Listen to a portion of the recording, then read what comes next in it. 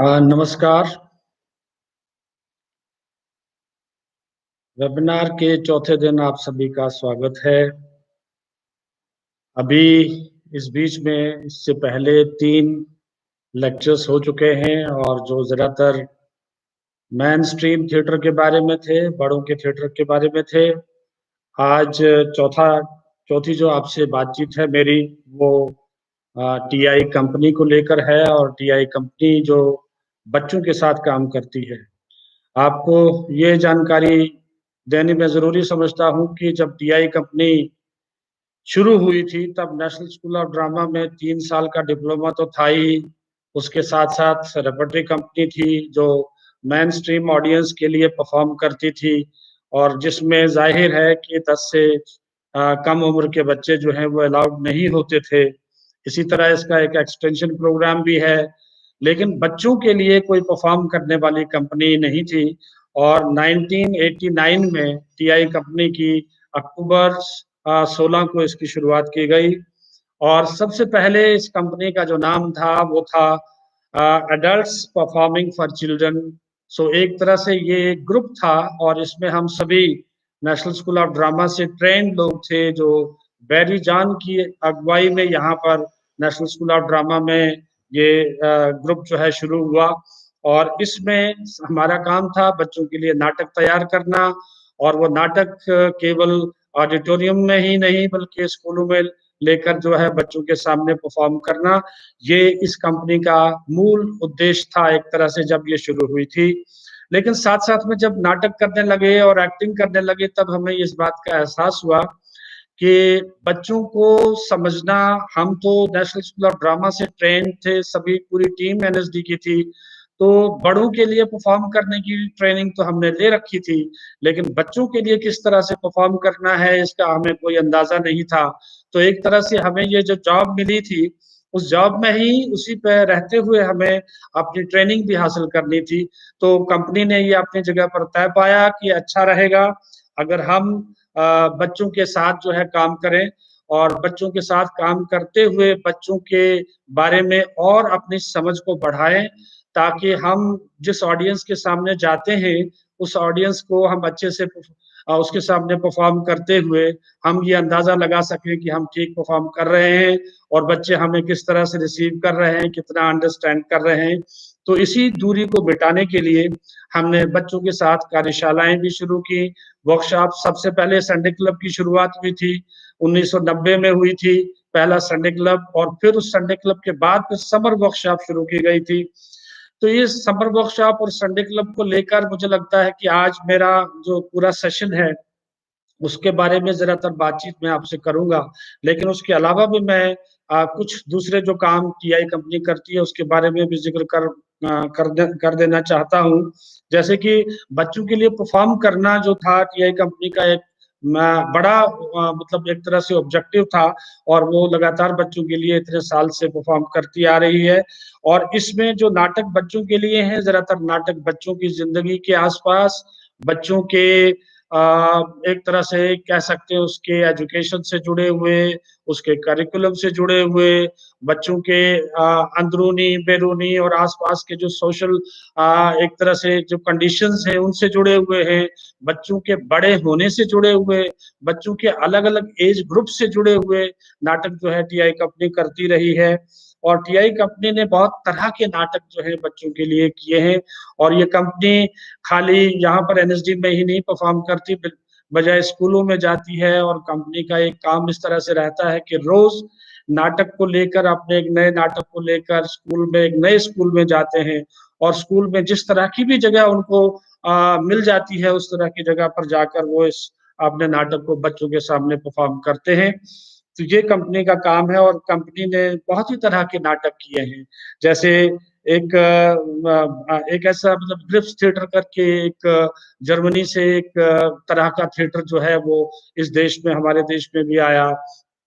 तो ग्रिप्स के बहुत सारे प्लेस किए और ग्रिप्स की खास तौर से मज़ेदार बात ये है कि उसके जितनी भी उसकी एक तरह से टेक्नीक थी, तो वो बच्चों के रोल जो थे वो नाटक के उसके सेंट्रल कैरेक्टर होते थे ग्रिप्स प्लेस में और साथ-साथ में ये भी होता था कि हम चूँकि बड़े लोग थे, हम तो एडल्ट एक्टर्स थे, तो एडल्ट एक्टर्स बच्चों के रोल कैसे करें और किस तरह से करें और इस टेक्निक के ऊपर बहुत सारा काम यहाँ पर हुआ। ग्रिप्स के अलावा जैसे पार्टिसिपेटरी करके एक टेक्निक थी और कि नाटक जो है वो पार्टिसिपेटरी नाटक होना चाहिए, क्योंकि एजुकेशन के अंदर बच्चों की जब तक पार्टिसिपेशन नहीं होगी और एक तरफा नाटक होगा तब तक बच्चों को शायद एक तरह से हम कह सकते हैं कि वो बात उन तक पूरी नहीं पहुंचेगी। और हमारा नाटक जो है टीआई कंपनी का एक तरफा नहीं होना चाहिए, ये दो तरफा होना चाहिए। तो बच्चों की भागीदारी जो थी वो भी नाटक के लिए बहुत जरूरी और महत्वपूर्ण मानी गई। तो इस तरह से इन प्लेज को हम पार्टिसिपेटरी प्लेज और पार्टिसिपेटरी प्रोग्राम्स करके कहते हैं। तो ये नाटक भी हमने स्कूलों में बच्चों के लिए परफॉर्म करने शुरू कर दिए और ये लगातार करते रहे। और ये जो नाटक है और ये जो टेक्निक है, इसका तरीका कुछ इस तरह से होता है कि नाटक जैसे ही नाटक की जो बुनियादी कॉन्फ्लिक्ट है, जो घटना है, जो इशू है, उसके ऊपर नाटक जो है वो थोड़ी देर के लिए एक तरह से खेला जाता है और उसी खेल-खेल के अंदर जो है बच्चों को उस नाटक के अंदर उसके जो कैरेक्टर्स हैं उनके प्रति, उस घटना के प्रति बहुत सारे सवाल-जवाब करने शुरू कर देते हैं। और एक पॉइंट ऐसा भी उस नाटक के अंदर आता है कि जिसमें बच्चे जो हैं फिर उठकर जो है वो अपनी बात रखते हैं नाटक में और नाटक के कैरेक्टर्स को एक तरह से उस कॉन्फ्लिक्ट से बाहर लाने के लिए समझाते भी हैं और उनकी जगह भी लेते हैं, उनको अल्टरनेटिव्स भी देते हैं। तो एक तरह से ये इस तरह का नाटक था जो एक तरह से हम कह सकते हैं कि एजुकेशन के लिए बहुत ही महत्वपूर्ण टेक्निक थी ये, जिसको हम पार्टिसिपेटरी प्लेज और पार्टिसिपेटरी क्या कहते हैं प्रोग्राम जो है ये कहा कहते हैं जनरली। और इसमें जो काम करते हैं उनको एक्टर टीचर कहते हैं ज्यादातर टीआई कंपनी की अगर उसमें देखें टर्मिनोलॉजी में। तो एक्टर इसलिए कि वो एक्टर है कि वो मंच के ऊपर एक नाटक में रोल कर रहा है, और टीचर इसलिए साथ में उसको दो टर्म्स को कॉइन करके साथ में रखा कि टीचर इसलिए कि वो साथ-साथ में बच्चों के साथ इंटरैक्ट भी कर रहा है और इस बात का ध्यान भी रख रहा है कि बच्चे जो हैं वो और एक कैरेक्टर के रूप में ही अपने ही कैरेक्टर के रूप में रख रहा है, लेकिन साथ-साथ में वो ये एहसास भी लेता है कि बच्चा क्या कहना चाहता है उससे और बच्चा क्या सजेस्ट कर रहा है, बच्चा क्या चेंज चाहता है। कई बार इस तरह के नाटकों में ये भी हुआ कि बच्चों ने वो कैरेक्टर्स को वहां से हटा के उस सिचुएशन के अंदर खुद अपने आप को रखकर दिखाया, मतलब एक तरह से जो हमारे जो एक्टर्स थे जो कैरेक्टर के रूप में वहां पर काम करते थे। तो इस तरह की जो एक तरह से हम कह सकते हैं कि जो ये टेक्निक जो थी ये एजुकेशनल टेक्निक थी, जो टीआई की टेक्निक थी, ये बच्चों के लिए इस तरह से इस नाटक में इस्तेमाल होती थी। ग्रिप्स थिएटर के बारे में मैंने जिक्र किया। इसके अलावा स्कूल के करिकुलम के आसपास की बहुत सारी चीजें हुआ करती थी। ऐसे इतिहास पे बहुत सारे नाटक जो हैं टीआई कंपनी ने किए, वो स्कूलों में दिखाए। उसके साथ-साथ जो है एक्टर की ट्रेनिंग को लेकर एक तरह से हम कह सकते हैं कि बहुत ही अलग तरह से एक्टिंग की ट्रेनिंग और एक्टर की ट्रेनिंग यहाँ पर है, जो इन टेक्निक्स को जैसे बच्चा कैसे बनना है, आप अपने शरीर को काट नहीं सकते, छोटा नहीं कर सकते, बदल नहीं सकते, शरीर तो वही रहेगा, लेकिन उस शरीर के अंदर जो है वो बच्चे का की सोच, बच्चे का पॉइंट ऑफ व्यू और बच्चे के नज़रिए से उस वो रोल जो उस रोल को जो एक्टर करता है वो उस नजरिए से देख पाए और उस नजरिए से वो बिहेव कर पाए। ये इस तरह का काम जो था, इस तरह की जो एक्टिंग टेक्निक के ऊपर यहाँ पर काफी सारा काम होता रहा। और इसके साथ साथ से जैसे बहुत सारे ऐसी भी परफॉर्मेंसेस थी जो मतलब इससे करिकुलम से हट के जो बच्चों के रोजमर्रा की जिंदगी के आसपास की घटनाओं को लेकर, इश्यूज को लेकर और बच्चों के बड़े होने के इश्यूज को लेकर इस तरह की परफॉर्मेंसेस भी होती रही और ये सब भी हम देकर स्कूलों में परफॉर्म करते रहे। ये एक टूरिंग कंपनी है बेसिकली टीआई कंपनी, और जो लगातार स्कूलों के अंदर टूर करती रहती है और हर रोज जाती है और हर रोज एक नए चैलेंज को महसूस करती है। ये एक बहुत बड़ा विषय है, किस किस तरह के नाटक हैं और उसकी डिटेलिंग क्या है, और फिर उसकी एक्टिंग टेक्निक क्या है, और फिर स्कूलों में जाना और रोज परफॉर्म करना, ये एक अपने आप में बड़ा विषय है। इसके लिए मुझे लगता है कि अलग से एक बार शायद कोई और किसी मौके पर पूरी विस्तार से बात करने की जरूरत होगी। कंपनी का एक और काम भी है, मतलब कंपनी के एक तरह से आ, 2-3 बड़े रोल हम कह सकते हैं कि अभी इस बीच में पिछले 30 साल में पनपे हैं। एक तो ये परफॉर्मिंग कंपनी है जिसके बारे में मैंने अभी जिक्र किया। दूसरी, ये एक ग्रुप ऐसा है जो टीचर्स का है, जो बच्चों के साथ काम करता है समर वर्कशॉप में और संडे क्लब में। तो ये काम भी बहुत दिल्ली के अंदर अच्छे से एक तरह से काफी हद तक इसने जड़ पकड़ी है इस काम में भी, और ये काफी पनप पाया है टीआई कंपनी का। और टीआई कंपनी को एक तरह से ये बच्चों के साथ जो काम करती है उसी की वजह से एक पहचान भी मिली है, क्योंकि है तो वैसे नेशनल स्कूल ऑफ ड्रामा का सबसे एक तरह से कहेंगे यंगेस्ट डिपार्टमेंट है, लेकिन इसने इस बीच में काफी तेजी से ये जो बच्चों के साथ काम है इसको काफी इनकरेजमेंट मिला है बच्चों की तरफ से, पेरेंट्स की तरफ से और स्कूल की तरफ से। तो ये एक बहुत बड़ा काम है जो टीचिंग का काम है टीआई कंपनी का। और तीसरा बड़ा काम है जो ऑर्गेनाइज करने का है। तो कंपनी जो है वो एक तरह से ये भी कह सकते हैं कि दो तरह के फेस्टिवल जो है वो ऑर्गेनाइज करती है। क्योंकि जब पहले 10 साल कंपनी अपने आप में दिल्ली में काम करती रही, तो हम लोगों को ये लगातार ये लगता रहा कि देश भर में जो बाकी बच्चों का थिएटर हो रहा है वो कैसा थिएटर है, और वो कौन कौन लोग हैं जो उस थिएटर को करते हैं, और वो हमारा थिएटर उन तक कैसे पहुंचेगा, उनका थिएटर हम तक कैसे पहुंचेगा। तो 1998 में पहला जश्न बचपन करके एक फेस्टिवल यहाँ पर शुरू हुआ। आप में से बहुत सारे साथी शायद उसके बारे में जानते भी होंगे।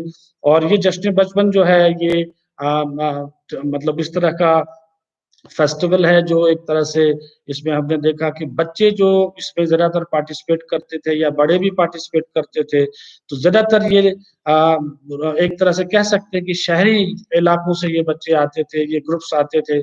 और शहर में शायद बच्चों के साथ थिएटर गांव के और देहात के मुकाबले में शायद ज्यादा होता रहा है, और हो भी रहा है, इस वक्त भी हो रहा है।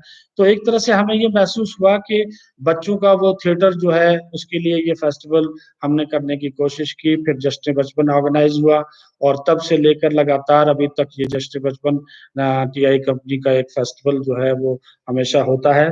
और इस फेस्टिवल में बहुत सारे शहरी और कस्बे के जो आर्टिस्ट थे, कलाकार थे, ये हमारे साथ आकर यहाँ पर जुड़ते रहे। और तब हमें इस कंपनी को ये भी महसूस हुआ कि हम एक तरह से दिल्ली में काम करते हैं और बाकी देश के अलग अलग शहरों से जुड़े हुए कलाकार और बच्चे हम तक पहुंच रहे हैं, अपना काम यहाँ पर लाकर दिखा रहे हैं, हमारा काम वो देख रहे हैं, और एक दूसरे से आदान प्रदान हमारा हो रहा है। लेकिन दूर दराज और देहात के बच्चों से हमारा कोई संपर्क नहीं था। तो तब हमने ये सोचा कि एक और फेस्टिवल उनसे संपर्क करने के लिए एक दूसरा फेस्टिवल हमने उस वक्त में सोचा। वो यही था कि दूसरा फेस्टिवल बाल संगम के नाम से होता है, शायद दिल्ली के बहुत सारे साथी जो एनएसडी कैंपस में ही होता है उन्होंने देखा होगा और पार्टिसिपेट भी किया होगा। और ये बाल संगम जो है ये एक तरह से फोक और ट्रेडिशनल परफॉर्मिंग फैमिलीज जो हैं, जो परिवार हैं, जो घराने हैं, इनके बच्चे जो हैं उस बाल संगम के साथ जुड़ पाते हैं और उनके जरिए आते हैं। हम ये मतलब किसी भी मतलब खास तौर से वही फैमिलीज जो फोक और ट्रेडिशनल परफॉर्मिंग फैमिलीज हैं, उन्हीं के बच्चे इस बाल संगम में हम लोगों के साथ जुड़ते हैं। तो ये दूसरा फेस्टिवल है, और इस फेस्टिवल का एक अलग स्वरूप है। इन दोनों फेस्टिवल्स के बारे में भी बहुत डिटेल में बात करने के लिए एक अलग से ही एक समय चाहिए। इसके अलावा जो हम टीआई कंपनी काम करती है वो ये टीचर्स के साथ भी काम करती है। और टीचर्स के साथ इस एरिया पे कि टीचर में और परफॉर्मर में, एक एक्टर में एक तरह से काफी सारी चीजें हैं जो बहुत नजदीक हैं। वो इस तरह के स्किल्स हैं जो टीचर के पास होने चाहिए, जो परफॉर्मर के स्किल्स हैं वो टीचर के पास भी होने चाहिए। और खास तौर से टीआई कंपनी का एक्टर टीचर तो आधा टीचर है और आधा परफॉर्मर है, तो दोनों चीज़ों का एक तरह से वो तालमेल उसके अंदर है। इसलिए स्कूल के टीचर्स के साथ भी हमने काफ़ी सारी वर्कशॉप्स और कार्यशालाएँ जो है वो की हैं और अभी भी करते रहते हैं।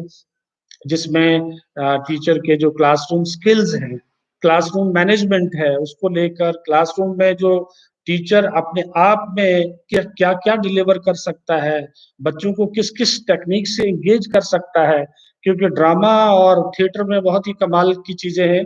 इसमें मतलब एक तरह से हम कह सकते हैं कि इसमें बहुत सारी टेक्निक्स ऐसी हैं जो अ, टीचर्स को जो है एक तरह से उनके पास जब जाती है, उसकी टीचर की अवेयरनेस बढ़ती है, अपने बारे में बढ़ती है, फिर बच्चों के बारे में बढ़ती है, फिर कम्युनिकेशन स्किल्स का जो एरिया है, ये भी हम टीचर्स के साथ बाँटते हैं और बहुत सारा काम जो हमारा है, वो टीचर्स के साथ भी एक तरह से टीचर भी उसको एक्सपीरियंस करते हैं और तब जाके उनकी झिझक भी टूटती है और वो हमारे इन स्किल्स को लेकर जो ड्रामा और थिएटर के स्किल्स हैं, उनको अपने काम में ले आते हैं।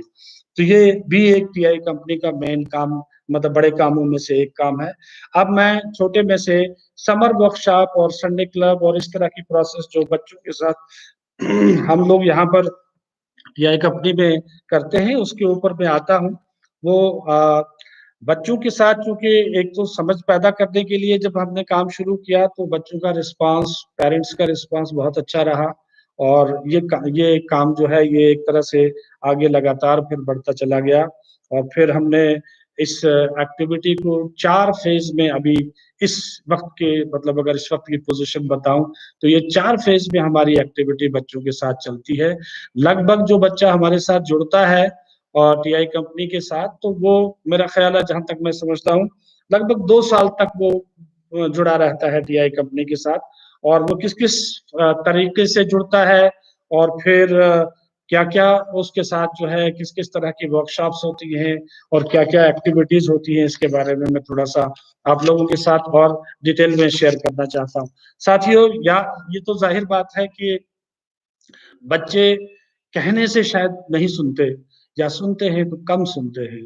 तो टीआई कंपनी का ये अंडरस्टैंडिंग बच्चों को लेकर यही रही है कि बच्चों को जो भी हमें कहना है, बच्चों के सामने जो भी मुद्दा हमें ले जाना है, बच्चों से जो भी हमें शेयर करना है, उसको हम सीधा ऐसे जैसे आप और मैं आमने-सामने नहीं हैं, हालाँकि हम इस मीडियम के थ्रू हैं, लेकिन ऐसे एक तरफ़ा बातचीत से नहीं होगा। बच्चों के साथ हर चीज़ उनके खेल के अंदर ढालने से ही बच्चे उसको एन्जॉय करेंगे। बच्चों के लिए जो भी हमारे इस वर्कशॉप का जो हमारा जो बच्चों के साथ जो काम रहा, इसमें हमने ये कोशिश की कि हम अपने सारे मुद्दे, अपने सारे जो भी कंटेंट हम उनको उनके पास बच्चों के पास ले जाना चाहते हैं, उनको हम कैसे एक्टिविटीज़ के अंदर और एक्शंस के अंदर और बहुत सारे खेल के अंदर एक तरह से उसको ट्रांसलेट कर लें, ताकि बच्चे को हमें कुछ ना कहना पड़े। बच्चा वो बात खुद ब खुद एक्सप्लोर कर ले और एक्सप्लोर करते हुए वो उसे एक्सपीरियंस करे। अगर आज एक बात हमने बच्चे को समझानी है, तो हम उसको डायरेक्टली ना कहें, बल्कि बच्चे को मौका दें कि बच्चा उसको एक बार खुद अपने आप से एक्सप्लोर करके इस ड्रामा और थिएटर की एक्टिविटीज़ के ज़रिए उसको एक्सप्लोर करते हुए, रोल प्ले के ज़रिए एक्सप्लोर करते हुए, वो खुद उस नतीजे तक पहुँचे जिस नतीजे जो उसको लगता है कि उसके लिए सही है। तो एक तरह से ये जो इस तरह की वर्कशॉप जब हमने चलाने के लिए सोचा, तो हमें ये लगा कि नाटक तो बच्चों के साथ स्कूल में भी होता है और हर जगह होता है। लेकिन हम एक ऐसा एक आधार रखें जिससे कि बच्चे की डेवलपमेंट हो, बच्चे की एजुकेशन हो। तो हमने एक वर्कशॉप जो शुरू की और जो अभी भी चल रही है, वो ज़्यादातर सोशल इंटीग्रेशन और सेल्फ डेवलपमेंट, सोशल डेवलपमेंट बच्चे की है। इसके ऊपर ज़रा उसका आधार जो है हमने रखा और चूँकि हम दिल्ली में काम करते हैं और दिल्ली में ज़्यादातर लोग जो हैं वो इस भारत के हर हर एक रीजन से लोग यहाँ पर मौजूद हैं, यहाँ पर आकर बस बस रहे हैं या यहाँ पर जॉब करते हैं। तो दिल्ली में बहुत सारे पूरा भारत एक तरह से दिल्ली में आके समाया हुआ है। तो दिल्ली में भी बहुत सारी रीजन के लोग, बहुत सारी कम्युनिटीज़, बहुत सारे क्लासेस उस तरह से आप हम सब हम हमारे लिए यहाँ पर मौजूद हैं। तो हमने ये कोशिश की कि हम एक ऐसी वर्कशॉप शुरू करेंगे बच्चों के साथ जो जिसमें हर तबके का बच्चा शामिल हो सके। तो हमने ये अपने लिए तय किया कि हमारी इस वर्कशॉप के अंदर पब्लिक स्कूल के बच्चे भी होने चाहिए, गवर्नमेंट स्कूल के बच्चे भी होने चाहिए। और पहले तो दिल्ली में बहुत सारे स्लम्स थे, अब कुछ ही बचे हैं, कहीं-कहीं हैं, कुछ डेवलप हो रहे हैं फिर से। तो वह स्लम्स और इस तरह के बच्चे जो एनजीओज़ के साथ जुड़े हुए हैं, तो इन बच्चों को भी हमें हमारी इस वर्कशॉप में देना है। प्लेटफ़ॉर्म पर, रेलवे स्टेशन पे जैसे स्ट्रीट चिल्ड्रन हैं, ये बच्चे भी हमारी इस कार्यशाला में होने चाहिए। तो हमने ये कोशिश की कि इस जो भी ग्रुप हमारे जितने भी ग्रुप बनेंगे और हर ग्रुप के अंदर सभी तरह के बच्चे मौजूद होने चाहिए। और इसमें एक ऐसी प्रोसेस, एक ऐसा तरीका हम अपनाएँ कि जिसमें बच्चे जो हैं वो खाली एक टीचर से ना सीखें, एक ग्रुप लीडर से ना सीखें, बच्चे आपस में बहुत सारा कुछ सीख पाएँ। तो ये एक तरह से बहुत ही मतलब ऐसा ग्रुप बने जिस ग्रुप में हर तरह के बच्चे मौजूद हों, हर क्लास के बच्चे मौजूद हों, हर तरह के स्कूल के बच्चे मौजूद हों, हर तरह की बस्ती के बच्चे मौजूद हों। तो ये एक हर तबके से मतलब हमारे इस कार्यशाला के अंदर बच्चों को लेते रहे और लेने के तरीके भी अलग रहे। कभी-कभी तो हमने एडवर्टाइज़ किया और साथ-साथ में हम उन बस्तियों में खुद गए, वहाँ से उन बच्चों को मतलब एक तरह से कोशिश की कि वो हमारे साथ उस तरह से जुड़ें और हमारी इस वर्कशॉप को जॉइन करें। तो ऐसा होता रहा। तो फिर हमने मतलब ये भी नहीं रखा कि हम नेशनल स्कूल ऑफ ड्रामा में ही बैठ के ये वर्कशॉप करें। हमने ये भी कोशिश की कि हम यहाँ से बाहर जाएँ और बाहर जाकर अलग-अलग सेंटर्स के ऊपर बच्चों के लिए ये कार्यशालाएँ चलाएँ। तो छोटे में ये कहूँगा मैं कि हमने एक ऐसा तरीका पकड़ा कि जिसमें हर ग्रुप में हमने 2 टीचर्स को या 2 ग्रुप लीडर्स को मतलब रखने की बात की। हमने ये सोचा कि इसमें ये नहीं होना चाहिए कि बच्चे जो हैं एक दिन में 3 या 4 या 5 टीचर्स के साथ काम करें। लगातार 1 महीना पूरे 2 टीचर्स रहेंगे, जिनके साथ बच्चों का एक इमोशनल लेवल पर एक जुड़ाव होगा, क्योंकि उस तरह की चीज़ें तो वो एक्सपीरियंस कर ही रहे हैं घरों के अंदर और ख़ास तौर से स्कूल के अंदर जहाँ पर एक क्लास में एक टीचर आता है, दूसरे में दूसरा आता है। लेकिन यहाँ पर हम उनको एक इमोशनली जोड़ना चाहते हैं, इकट्ठा करना चाहते हैं। तो हमारे ये रेगुलर 2 टीचर्स इस एक ग्रुप में रहेंगे और एक ग्रुप में 30 से ज़्यादा बच्चे नहीं होंगे क्योंकि बच्चों के साथ ऐसी वर्कशॉप्स भी हमने देखी हैं जिसमें 50-50, 100-100, 200-200 बच्चा रहता है और उसमें बहुत सारे बच्चों को तो मंच पर आना या सामने आना या उनकी कभी बात ही नहीं सुनाई देती।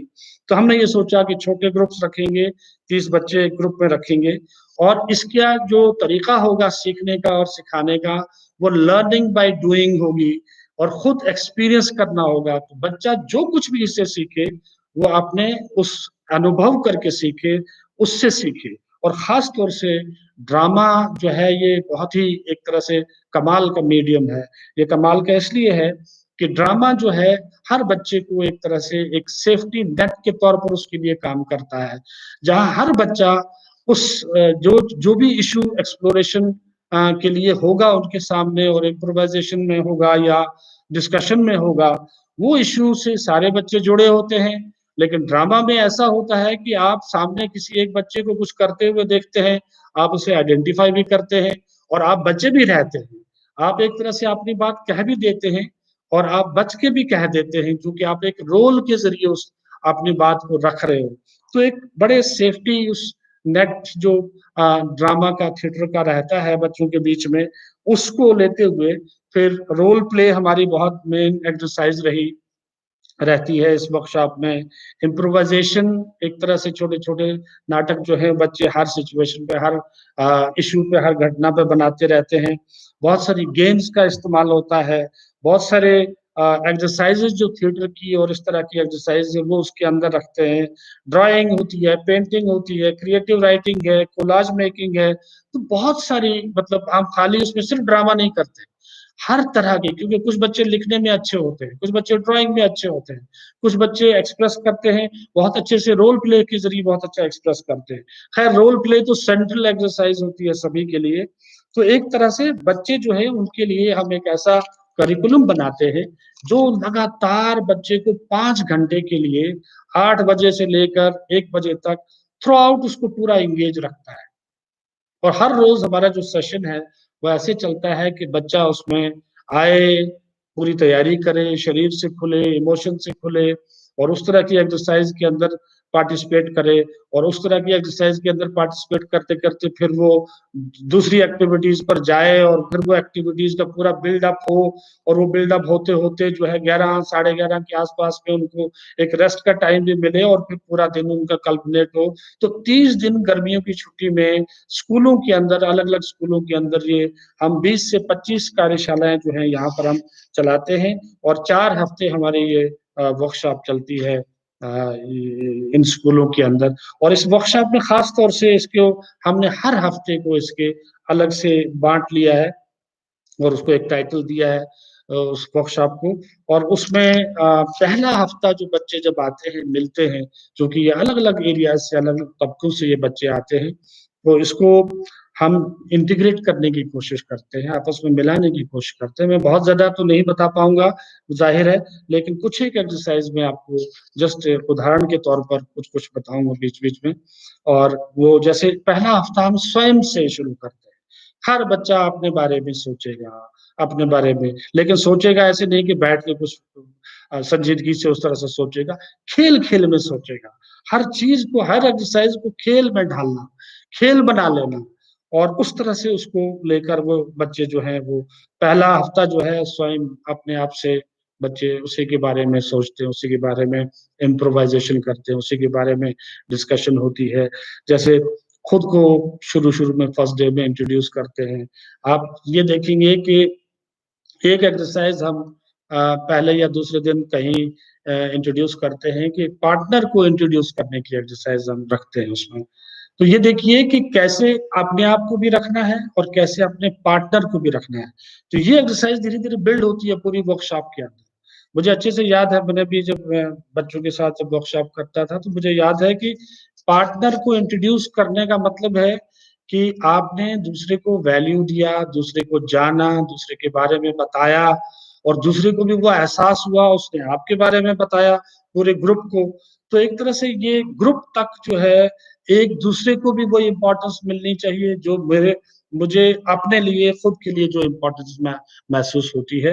ये एक्सरसाइज धीरे धीरे बिल्ड हुई, और ये एक्सरसाइज चलते चलते एक वक्त ऐसा आता है कि जैसे मेरी बारी ग्रुप में आएगी और मैं उठूंगा, तो मैं अपने ग्रुप के किसी एक बच्चे की तरह बिहेव करूंगा, मतलब ऐसे बिहेव करूंगा, और उसके जो बहुत ही मतलब मेन जो उसके बिहेवियर के जो ट्रेड्स है वो नहीं, कोई बहुत सटल चीज उसकी जो शायद ही कुछ लोगों ने ऑब्जर्व की होगी। तो इस तरह से एक दूसरे पे ध्यान देना, एक दूसरे को सुनना, तो इस पर भी ये एक्सरसाइज इस तरह से धीरे धीरे बिल्ड होती है। इसी पहले हफ्ते में जैसे लाइक्स डिसलाइक्स पे एक एक्सरसाइज हम करते हैं, ये एक्सरसाइज भी ऐसे ही आगे चलती है लाइक्स डिसलाइक्स से। और उसमें आप देखिए कि जैसे चेहरे के जो फीचर्स हैं, इसमें से क्या पसंद करता हूँ मैं अपना, अपने चेहरे में, और क्या है जो मुझे अपने चेहरे में पसंद नहीं है। ये पसंद कहाँ से आई, ये मैं पसंद इसलिए करता हूँ, कोई और पसंद करता है, या वाकई मुझे पसंद है। तो मेरी पसंद और नापसंद पे दूसरों का क्या इन्फ्लुएंस है। तो ये बच्चे इस तरह के मुद्दे जो है, कौन से फीचर्स हैं जो वो बदलना चाहेंगे, ऐसी सपोजिशन की बहुत सारी एक्सरसाइजेज और बातचीत, और फिर उनको ड्रॉ करना, उनके बारे में बात करना। और फिर क्या ब्यूटी का कॉन्सेप्ट क्या है, ये ब्यूटी का कॉन्सेप्ट क्या आया। सो ब्यूटी का कॉन्सेप्ट हमारे यहाँ क्या है, ब्यूटी का कॉन्सेप्ट किसी और के यहाँ क्या है, और देश में क्या है और विदेश में क्या है, सो अलग अलग कल्चर्स के अंदर क्या है। तो बच्चे इसको 8 से 10 साल, 11 साल के बच्चे इसको अलग तरह से एक्सप्लोर करते हैं, और 11 से 13 के उसको दूसरी तरह से एक्सप्लोर करते हैं, और 13 से 16 साल के बच्चे जो है उसको एक और डेप्थ में जाके इन चीजों को कर एक्सप्लोर करते हैं। और बच्चों को ये समझ में आता है कि एक छोटी सी चीज है, वो किस तरह से उसकी पर्सनैलिटी का एक हिस्सा बन जाती है। कैसे हम मतलब एक तरह से दूसरों की चीजों को या दूसरों की पसंद नापसंद हमारे अंदर आके बस जाती है, और वो एक तरह से हमारी बन जाती है। तो बच्चों की अवेयरनेस के दायरे धीरे धीरे धीरे धीरे खुलना शुरू हो जाते हैं। ऐसे ही जैसे धीरे धीरे बच्चे इसी एरिया को आगे बढ़ाते हुए लाइक्स डिसलाइक्स में देखते हैं कि वो उनके क्या-क्या इमोशंस हैं, कौन से इमोशंस जो उनको पसंद नहीं है।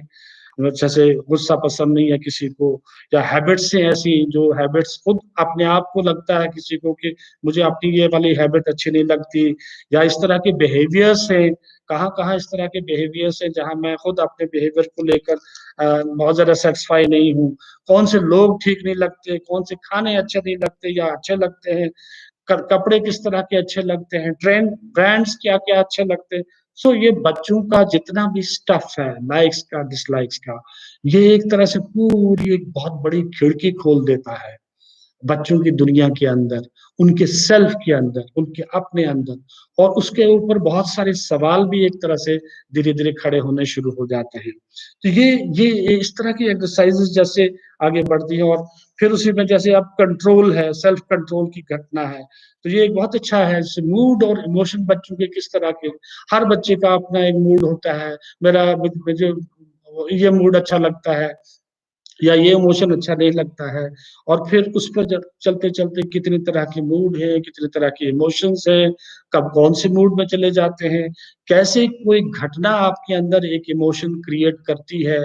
जैसे अब फिर वो जो इमोशन क्रिएट किया, जैसे आपका किसी से झगड़ा हुआ और झगड़े से जो इमोशन बना, उससे फिर दूसरी घटना कैसे क्रिएट होती है, और उससे फिर तीसरी घटना कैसे क्रिएट होती है।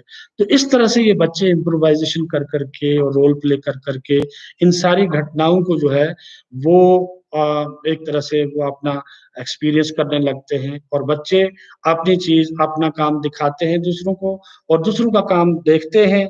इसमें कोई ऐसा इस का कॉम्पिटिशन नहीं होता, कोई कंपैरिज़न नहीं होता, और एक तरह से किसी किस्म का कोई प्रेशर नहीं किया जाता, और बच्चे जब उसको खुद ब खुद अपने इच्छा अनुसार, जब सब बच्चों को देखते हैं कि सब बच्चे बहुत अच्छे से खिल के, खुश होके चीज़ों को एक्सप्लोर कर रहे हैं और उस तरह का जो माहौल बनाते हैं, सो हम बच्चों को एक तरह से टीआई कंपनी एक माहौल देती है, और माहौल देकर ये थोड़ी-थोड़ी दिशा देती है, इस तरह की एक्सरसाइज़ उनके सामने रखती है, जिसको लेकर वो खुद ब खुद अपना और आगे एक्सप्लोर करते रहते हैं। तो एक तरह से ये जैसे फिर उसके बाद सेंसेस पे बहुत सारा काम हम बच्चों के साथ करते हैं, वक़्त चूँकि उतना लंबा डिटेल में जाने का नहीं है, तो बच्चों को ये समझ में आता है कि इन सेंसेस ये हमारे द्वार हैं, इनसे हम कैसे बाहर की दुनिया को लेते हैं।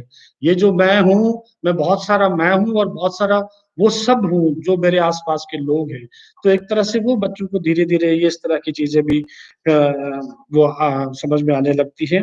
फिर बच्चों की जो ड्रीम्स हैं, डिज़ायर्स हैं, फैंटेसीज़ हैं, उनके डर हैं, तो ये सारे इस पहले हफ्ते के अंदर हम बच्चों के एक्सप्लोर करते हैं, और डेफ़िनेटली इसमें सुबह से शाम तक ये सारा स्ट्रक्चर जो है, ये एक्टिविटी ओरिएंटेड स्ट्रक्चर के अंदर ही काम होता है। सो ज़ाहिर है इसी खेल-खेल में बच्चों को ये समझ में आता है कि हम जो हैं, हम कुछ तो हम हैं और कुछ हम दूसरे भी हैं। तो सबसे पहला सर्कल दूसरे के रूप में अगर देखें तो बच्चों को समझ में आता है कि उनका परिवार है, उनका फैमिली है, तो वो फैमिली के ऊपर चले जाते हैं। तो फिर ये एक दूसरे हफ्ते का मुद्दा बनता है हमारे सामने, फैमिली। ऑफ़ कोर्स हम उसको इस तरह से रखते नहीं हैं, हम उनको एडवांस में ये नहीं कहते कि अब हम फैमिली पे काम कर रहे हैं, अब तक हम सेल्फ पे काम कर रहे थे, स्वयं पे कर रहे थे।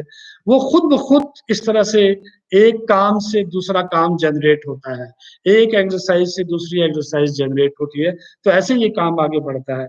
अब जैसे अगले हफ्ते में अगर फिर दूसरे हफ्ते में हम फैमिली पे जब जाते हैं, तो ये फैमिली क्या है, और आपकी फैमिली, दूसरों की फैमिली, और फैमिली का आपकी फैमिली का ओरिजिन क्या है? आप दिल्ली में हैं, दिल्ली में कहाँ से आए? अच्छा, वहाँ कभी जाते हैं? So just tracing this whole family का जो की लाइन है, इसको लेकर आगे चलना, और आपकी फैमिली में आप कौन हैं? आप छोटे हैं, बड़े हैं, या बड़ी हो या छोटी हो? तो एक तरह से ये पता करना, और फिर उस फैमिली में आपके क्या रोल है, आपका क्या रोल है, बड़े भाई का क्या रोल है, छोटे भाई का क्या है, सिस्टर का क्या है, पापा का क्या है, मम्मी का क्या है। सो फैमिली कितनी तरह के होते हैं, ये बच्चे एक्सप्लोर कर कर के दिखाते हैं। जॉइंट फैमिलीज़ भी होते हैं, जो आप कहने की बात है और सुनने की बात हो गई है, पहले ज़्यादा बच्चे इसके ऊपर करते थे, अब न्यूक्लियाज आता है, उनकी नेचर पे बात होती है, उनके रोल पे होती है, उनकी रिस्पॉन्सिबिलिटी पे होती है। तो मतलब आप समझ सकते हैं कि हम कैसे एक पूरा फैमिली के हफ्ते में एक घर परिवार का पूरा एक एक तरह का नक्शा बच्चों के सामने क्रिएट कर देते हैं, और उसमें बच्चे की सेल्फ अवेयरनेस बहुत अच्छे से बन जाती है कि मैं अपने फैमिली में क्या हूँ, कौन हूँ। एक तरह से उसको अपनी आइडेंटिटी का एहसास होना शुरू हो जाता है। एक तरह से उसको अपना अपने फैमिली परिवार के साथ जुड़ाव भी, और कहाँ-कहाँ पर कोई छोटी-मोटी मतलब एक कम्युनिकेशन गैप्स हैं, वो सब भी दिखाई देते हैं, वो सब भी सुनाई देते हैं, और बच्चे बहुत सारा कुछ इसमें अपनी इम्प्रोवाइज़ेशंस के लिए और इस तरह की चीज़ों से एक्सप्लोर करते हैं। और बच्चों को ये भी समझ में इस हफ्ते में सबसे बड़ा पॉइंट हमारा एरिया यही होता है कि आप फैमिली के लोगों के अलग-अलग पॉइंट ऑफ व्यू कैसे समझ सकते हैं। और ये नाटक में बहुत अच्छे से होता है कि बच्चे कभी मम्मी बनते हैं, कभी पापा बनते हैं, कभी सिस्टर बनते हैं, कभी ब्रदर बनते हैं, कभी पड़ोसी बनते हैं। तो उनको ये समझ में आता है कि वो किस तरह से देखते हैं, ये एक अवेयरनेस उनके अंदर पनपती है, और ये उनके अंदर धीरे-धीरे बढ़ने लगती है। तो एक पॉइंट ऑफ व्यू, दूसरे का पॉइंट ऑफ व्यू जो बच्चों को बहुत ज़्यादा इस पर ध्यान नहीं होता, वो आपने इतनी एनर्जी होती है उनके अंदर, इतने इमोशंस होते हैं भरे हुए उनके अंदर, कि वो उसी इमोशन के अंदर ही दुनिया को देखते हैं। लेकिन ज़रा-सा हट के, ज़रा-सा दूसरी तरह से भी, दूसरे के पॉइंट ऑफ व्यू से भी देखना शुरू हो जाते हैं, और फिर उनको वो कम्युनिकेशन गैप्स नज़र आते हैं, घर के अंदर, फैमिली मेंबर्स के अंदर, अपने अंदर। और फिर बच्चों को ये भी बहुत सारे डिस्कशंस होते हैं कि घर क्या है, होम क्या है और हाउस क्या है? कब वही चीज़ होम हो जाती है, कब वही चीज़ हाउस हो जाती है? तो ये बच्चे बहुत अच्छे से इसके बीच में ताना-बाना बनाते हैं, और फैमिली की ज़रूरत क्या है? और अगर फैमिली ना होता तो क्या होता? सो मतलब बच्चे तो मतलब दे आर रियली क्या कहें, वो बहुत गज़ब की चीज़ें हैं जो इस तरह के बहुत ही बेसिक और sometimes very philosophical questions also, वो सब इस तरह की चीज़ों को लेकर अपने इस एक्सप्लोरेशन में लाते हैं। फिर ब बच्चे पेरेंट्स का मतलब एक तरह से फैमिली ट्री बनाते हैं, अपने घर के अलग-अलग फ़ेवरेट कॉर्नर्स देखते हैं, उसके ऊपर ड्राइंग भी होती है, इम्प्रोवाइज़ेशन भी होती है, तरह-तरह के फैमिली के अलग-अलग फैमिलीज़ के टाइप्स क्या हैं, वो भी देखते हैं।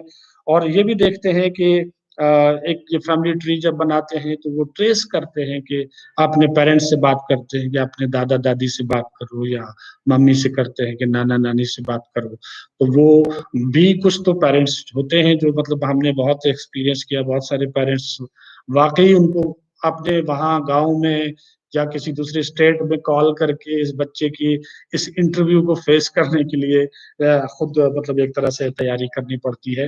तो ये भी ऐसा भी देखा है, और तो बहुत इंटरेस्टिंग होता है कि इस शहर के बच्चे जो सोशल मीडिया में और इसमें इसमें पूरी तरह से एक तरह से खोए हुए हैं, और आगे चल रहे हैं, उसमें अंधाधुंध एक तरह से दौड़ चल रही है, लेकिन उसमें एक पॉज़ आता है, और बच्चे धीरे-धीरे अपने पेरेंट्स और अपने पूरा उसको ट्रेस करते हैं, और धीरे-धीरे फिर आखिर में बच्चे जो है एक ऐसा उनके सामने एक तरह से ये वीक के टुवर्ड्स एंड जो लगभग 15 दिन जिसमें होने वाले होते हैं, तो ये बच्चे जो हैं ये एक सेशन के लिए तैयारी करते हैं, जिसको हम पेरेंट्स सेशन कहते हैं।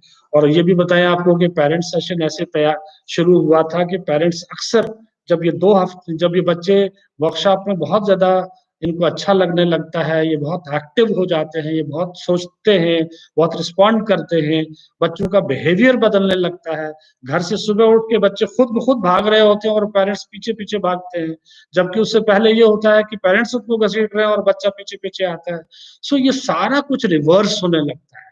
सो बच्चा एकदम कनेक्शन उसके जो है वो महसूस करता है, वो एक तरह से काफ़ी सारी चीज़ों से नए कनेक्शंस जो है वो नई दृष्टि से, नई नज़र से देखना शुरू कर देता है। तो फिर ये पेरेंट्स हमसे ये सवाल करते रहते हैं कि आप क्या करते हैं? तो हमने बहुत साल पहले आई थिंक 90s में ही इस सवाल को हल करने के लिए हमने बहुत समझाया, और वो हमारी भाषा में इस बात को नहीं समझे। तो फिर हमने एक दिन बच्चों को और पेरेंट्स को पूरा दिन साथ रखा, और जो कुछ बच्चे कर रहे थे वही पेरेंट्स ने भी जब किया, तो तब जाके उनको ये एहसास हुआ कि बच्चों को यहाँ पर इस ड्रामा के कार्यशाला में भले ही कोई रोज ऐसे रटा के कोई डायलॉग नहीं पढ़ रहे हैं और उस तरह की कोई चीज नहीं कर रहे हैं, लेकिन फिर भी इनको इस जगह पे इतना मजा क्यों आता है और ये इस जगह से इतना, इस काम से इतना क्यों जुड़ गए हैं। तो ये पेरेंट्स को समझ में उस एक सेशन से आता है, और ये पेरेंट्स सेशन भी बहुत ही दिलचस्प चीज है। ये इस तरह का सेशन होता है कि हमने यही कोशिश की कि क्योंकि दिल्ली के अंदर, इतने बड़े शहर के अंदर पेरेंट्स जो है वो बहुत बिजी हैं, रात दिन कोई जॉब्स पे हैं, कोई बिजनेस पे हैं, कोई सर्विस में है, तो उनके पास वक्त कहाँ है, उनके पास कोई वक्त नहीं है। तो वो यही कोशिश हमने की कि ये जो पेरेंट्स के साथ सेशन हो, तो सबसे पहले पेरेंट्स को ये बच्चे जो हैं रिसीव करते हैं, इनके लिए बहुत सारे चीजें वो तैयार करते हैं। गेम्स होती हैं, इसमें एक्सरसाइजेज होती हैं, एग्जीबिशन होते हैं, सॉन्ग्स होते हैं, इम्प्रोवाइजेशन होते हैं। तो ये पेरेंट्स आते हैं और इसमें एक दो दो तीन एक्सरसाइज में बताऊंगा, वक्त बहुत कम है इस वजह से, कि जैसे ये हम कोशिश ये करते हैं कि पेरेंट्स को और बच्चे के बीच में जो कहीं तालमेल में थोड़ा बहुत कमी है या दूरी है, तो वो कैसे इसमें एड्रेस हो पाए हमारे इस पेरेंट्स सेशन में, उस उसकी ओर ध्यान कैसे पेरेंट्स का भी जाए, एक तरह से जो हम यहाँ बच्चों के साथ एक्सप्लोर कर रहे हैं, पेरेंट्स को कैसे उसका भागीदार बनाएं, इस वर्कशॉप के अंदर उनको भी कैसे शामिल करें, क्योंकि बच्चे का भला तभी हो सकता है जब पेरेंट्स भी उसमें शामिल होंगे। अकेले में बच्चे अपने आप में शायद उस तरह से कुछ भी नहीं कर सकते। तो बहरहाल ये इस तरह से ये बात पेरेंट्स के लिए होती है। तो ये पेरेंट्स जो हैं ये इस सेशन में आते हैं, खूब इनको भी बच्चों की तरह ही खेल कूद में शामिल किया जाता है, और ये बच्चों के बहुत सारे एक्सप्लोरेशन देखते हैं, उनके इम्प्रोवाइजेशन देखते हैं, उनके क्या कहते हैं, ये देखते हैं, एग्जीबिशन देखते हैं, बच्चों के विचार क्या क्या हैं, बच्चे कैसे सोचते हैं, बच्चे पेरेंट्स के दुनिया के बारे में क्या विचार रखते हैं, पेरेंट्स के बारे में क्या रखते हैं। तो ये एक बहुत बड़ा सिलसिला इस तरह से पेरेंट्स का चलता है। मैं आपको एक छोटी सी एक्सरसाइज उसमें ये भी बता दूं कि जैसे उसमें एक एक्सरसाइज हम इस एग्जीबिशन का हिस्सा होती है तकिया कलाम, और ये तकिया कलाम जो है ये ऐसी एक तरह से एक्सरसाइज है कि घर में सबके तकिया कलाम होते हैं। तो ये बच्चों ने दूसरे बच्चों की राइटिंग में एक तरह से एक एग्जीबिशन का हिस्सा होता है जिसमें तकिया कलाम लिखे होते हैं, जो पेरेंट्स जैसे बच्चों को बोलते हैं अक्सर, जो एक आदत बन जाती है कि तुम तो ऐसे ही हो, तुम तो यही करोगे, तुमसे तो ये नहीं होगा या होगा। तो ऐसे ही इस तरह के बहुत सारे कॉर्नर्स बनाते हैं, और ऐसे ही कॉर्नर पे फिर वो पेरेंट्स आते हैं, वो वहां से उन पढ़ते हुए, उनको आइडेंटिफाई करते हुए, हंसते हुए, खेलते हुए आगे बढ़ते हैं, और वो भी अपने तकिया कलाम लिखते हैं कि बच्चों की तकिया कलाम क्या है। और वो भी जैसे मेरे बच्चे का तकिया कलाम जो मेरे साथ कोई दूसरा जा रहा है वो लिख रहा है, उसके बच्चे का मैं लिख रहा हूँ, ताकि बच्चों को ये भी पता ना चले कि ये किससे लिखा है। तो एक तरह से वो सब के लिए एक कॉमन अंडरस्टैंडिंग और कॉमन नॉलेज की चीज जो है वो एक तरह से बन जाती है। तो ये पेरेंट्स के सेशन में आगे जाकर फिर वो एक रोल रिवर्सल वाली एक्सरसाइज जो है वो भी होती है, जिसमें रोल कैसे रिवर्स होता है। आखिर में जाकर इस तरह की एक्सरसाइज भी करते हैं जहाँ पेरेंट्स बच्चे बनते हैं और बच्चे पेरेंट्स बनते हैं, और ये एक इस तरह का फन होता है एक तरह का कि जिसमें वो लोग जो है आपस में बहुत सारे एक्सप्लोरेशन, और पेरेंट्स जो है वो बिल्कुल बचपन के, अपने बचपन के उन मतलब कुछ पलों को उस जगह पे आके उस एक दिन में महसूस करते हैं, और बच्चों को भी एक तरह से वो पेरेंट्स के पॉइंट ऑफ व्यू जो हैं वो थोड़े से और यहाँ पर साफ होते हैं, क्लियर होते हैं। तो ये एक फैमिली वीक चलता है हमारा, और इसी तरह से इस वीक के आगे जब हम चलते हैं तो एक एजुकेशन करके एक वीक हमने रखा हुआ है फैमिली वीक के बाद। तो ये एजुकेशन क्या है बच्चे के लिए, बच्चे स्कूल क्या है, फॉर्मल एजुकेशन क्या है, इनफॉर्मल क्या है। तो ये सारी मतलब एक तरह से पूरे स्कूल के प्रति जो बच्चे का परसेप्शन है वो कई बार थोड़ा सा सख्त भी हो जाता है, थोड़ा बिगड़ जाता है, थोड़ा बच्चा स्कूल को लेकर बहुत हेजिटेंट भी हो जाता है, नेगेटिव भी हो जाता है। तो ये जो है ये एक तरह का बच्चों के साथ जो हम कह सकते हैं कि स्कूल के साथ और एजुकेशन के साथ बच्चा सवाल करने लगता है।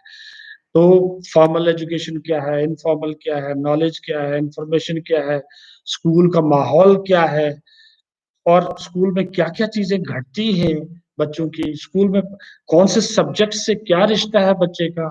सो ये सारे इश्यूज जो हैं उसके अंदर उस एजुकेशन वीक के अंदर आते हैं और किस-किस तरह की ये कह सकते हैं हम कि एजुकेशन रही है। अगर स्कूल ना होते तो क्या होता? और अगर स्कूल और मेरा कोई आइडियल स्कूल या ड्रीम स्कूल है तो वो क्या हो सकता है? क्या है ड्रीम स्कूल एक तरह से?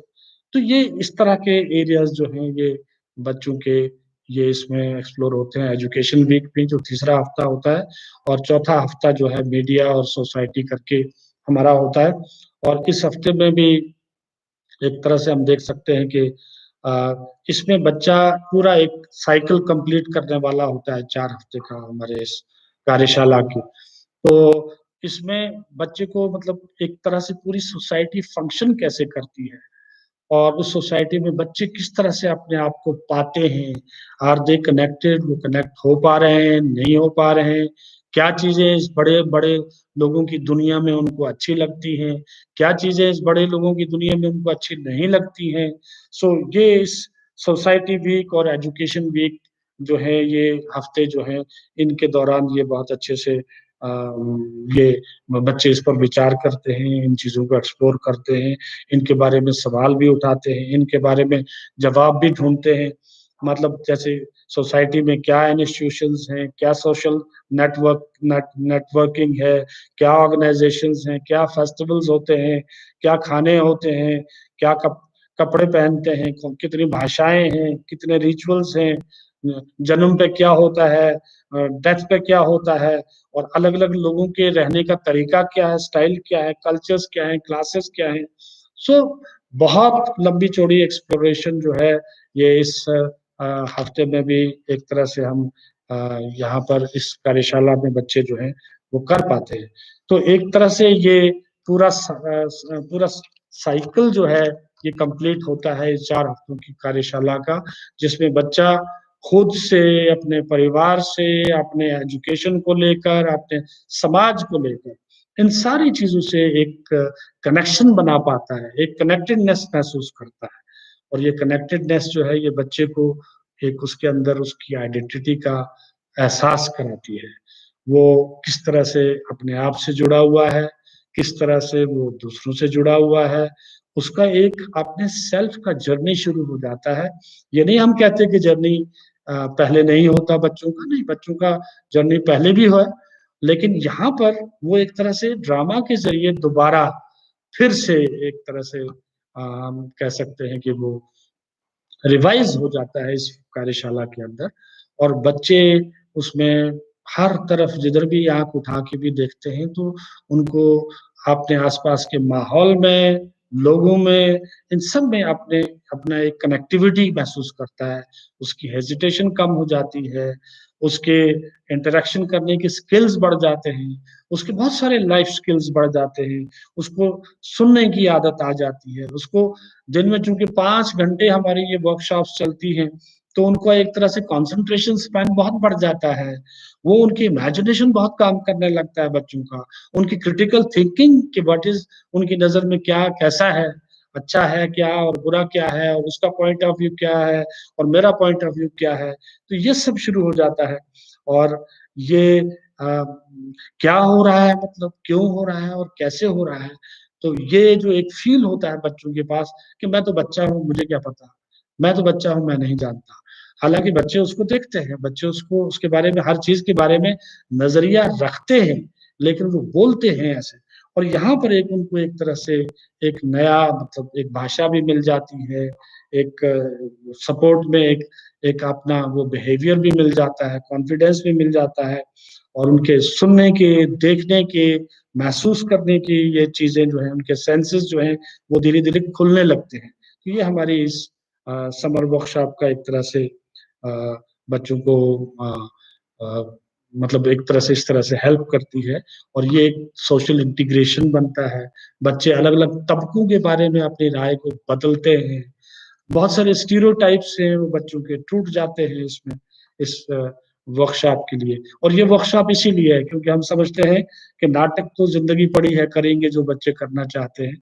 लेकिन ये वर्कशॉप जो है, इसमें हमारे 20 से 25 ग्रुप्स दिल्ली के अंदर काम करते हैं हर साल और इसमें लगभग 600 से ज़्यादा बच्चे 600 और 700 के बीच में बच्चे हिस्सा लेते हैं और फिर इनमें से कुछ बच्चे जो और आगे चाहते हैं, जुड़ना चाहते हैं टीआई कंपनी के साथ और इस काम के साथ, और ख़ास तौर से पेरेंट्स और बच्चे दोनों ही, तब फिर हमारी दूसरी एक्टिविटी, ये चूँकि ये वर्कशॉप मई जून में चलती है, लेकिन दूसरी एक्टिविटी हमारी अगस्त में शुरू होती है और हर साल विंटर वेकेशन के बाद जनवरी में जाके कल्मिनेट हो जाती है।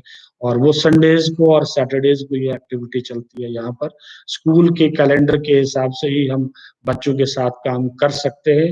मतलब बिल्कुल बच्चों की एजुकेशन की कॉस्ट पे ये नहीं कर सकते, बल्कि एजुकेशन को एक तरह से सपोर्ट करने के लिए और उसके साथ-साथ ये हम इस तरह से एक तरह से कर सकते हैं।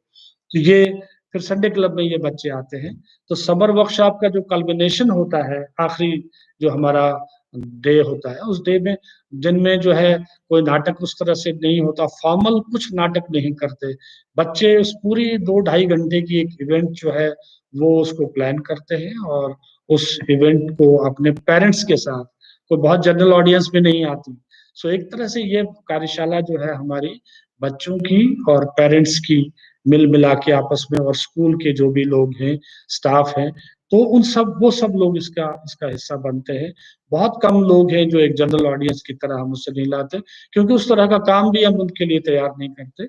सो ये एक सोशल इंटीग्रेशन और अपना डेवलपमेंट का जो प्रोग्राम हमारा 1 महीने का होता है इस कार्यशाला के ज़रिए, ये ऐसे चलता है। और फिर संडे क्लब में पहला संडे क्लब पार्ट 1 जो हम जिसे कहते हैं, उसमें पहली बार बच्चे इस, क्योंकि कार्यशाला में तो बच्चे चारों तरफ एक तरह से सर्वे करते हैं। खुद से शुरू करते हुए फैमिली पर जाते हैं, फिर एजुकेशन पे जाते हैं, फिर पूरे समाज पे जाते हैं। तो अब वो हर चीज़ मतलब एक-एक बार में एक्सप्लोर करके समझ के छोड़ देते हैं। लेकिन एक नाटक बनाने के लिए फिर ये संडे क्लब की प्रोसेस शुरू होती है। इसमें बच्चों के साथ हमें 35 सेशंस मिल जाते हैं संडेज़ में या सैटरडेज़ में। तो फिर ये बच्चे जो है इसमें एक ही मुद्दे पर फिर कॉन्संट्रेट करते हैं। ज़ाहिर है वो मुद्दा जो है या तो फैमिली से जुड़ा हुआ हो, उसको गहराई तक और गहराई से ढूँढने की कोशिश करते हैं। दूसरे फ़ेज़ में, एक्टिविटी के सेकंड राउंड में, तो उस पे जाते हैं, या एजुकेशन से जुड़ा हुआ है तो उस पे जाते हैं, सोसाइटी से जुड़ा हुआ है तो उस पे जाते हैं।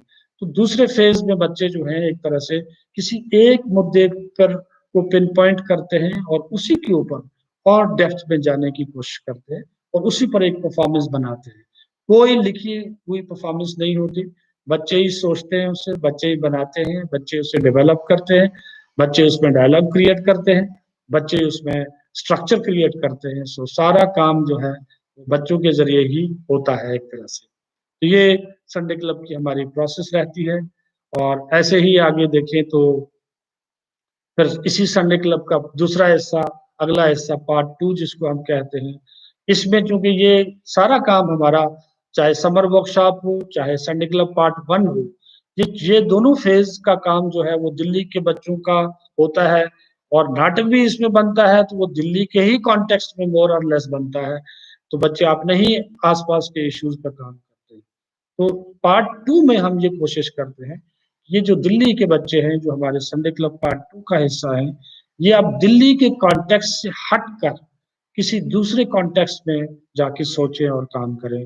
जैसे कि अब मान लीजिए यहाँ संडे क्लब पार्ट 2 का किसी एक ग्रुप ने जो है पहाड़ की कोई एक कहानी या घटना या कोई एक इस तरह की चीज़ ले ली, तो अब पहाड़ की लाइफ़ क्या है? सो पहाड़ी लाइफ़ में क्या दिनचर्या रहती है उनकी, क्या उनका उठना-बैठना बिहेवियर क्या है, उनके मौसम क्या हैं, उनकी लाइफ़ क्या है, सो उनके मतलब प्रेशर्स क्या हैं, उनके प्लेज़र्स क्या हैं। सो उसके आस-पास यानी आपने दिल्ली के माहौल से हट के एक दूसरे माहौल को एक्सप्लोर करने की कोशिश करते हैं बच्चे इस कार्यशाला के इस संडे क्लब पार्ट 2 के दौरान। और संडे क्लब का तीसरा जो चौथा फ़ेज़ है हमारा एक्टिविटी का, सो पार्ट 3 जो है, वो भी इसी तरह से चलता है, संडे क्लब के इसी शेड्यूल के अंदर चलता है। तो उसमें जो बच्चे चौथे राउंड पे आ जाते हैं, तब फिर वो किसी एक टेक्स्ट को लेते हैं।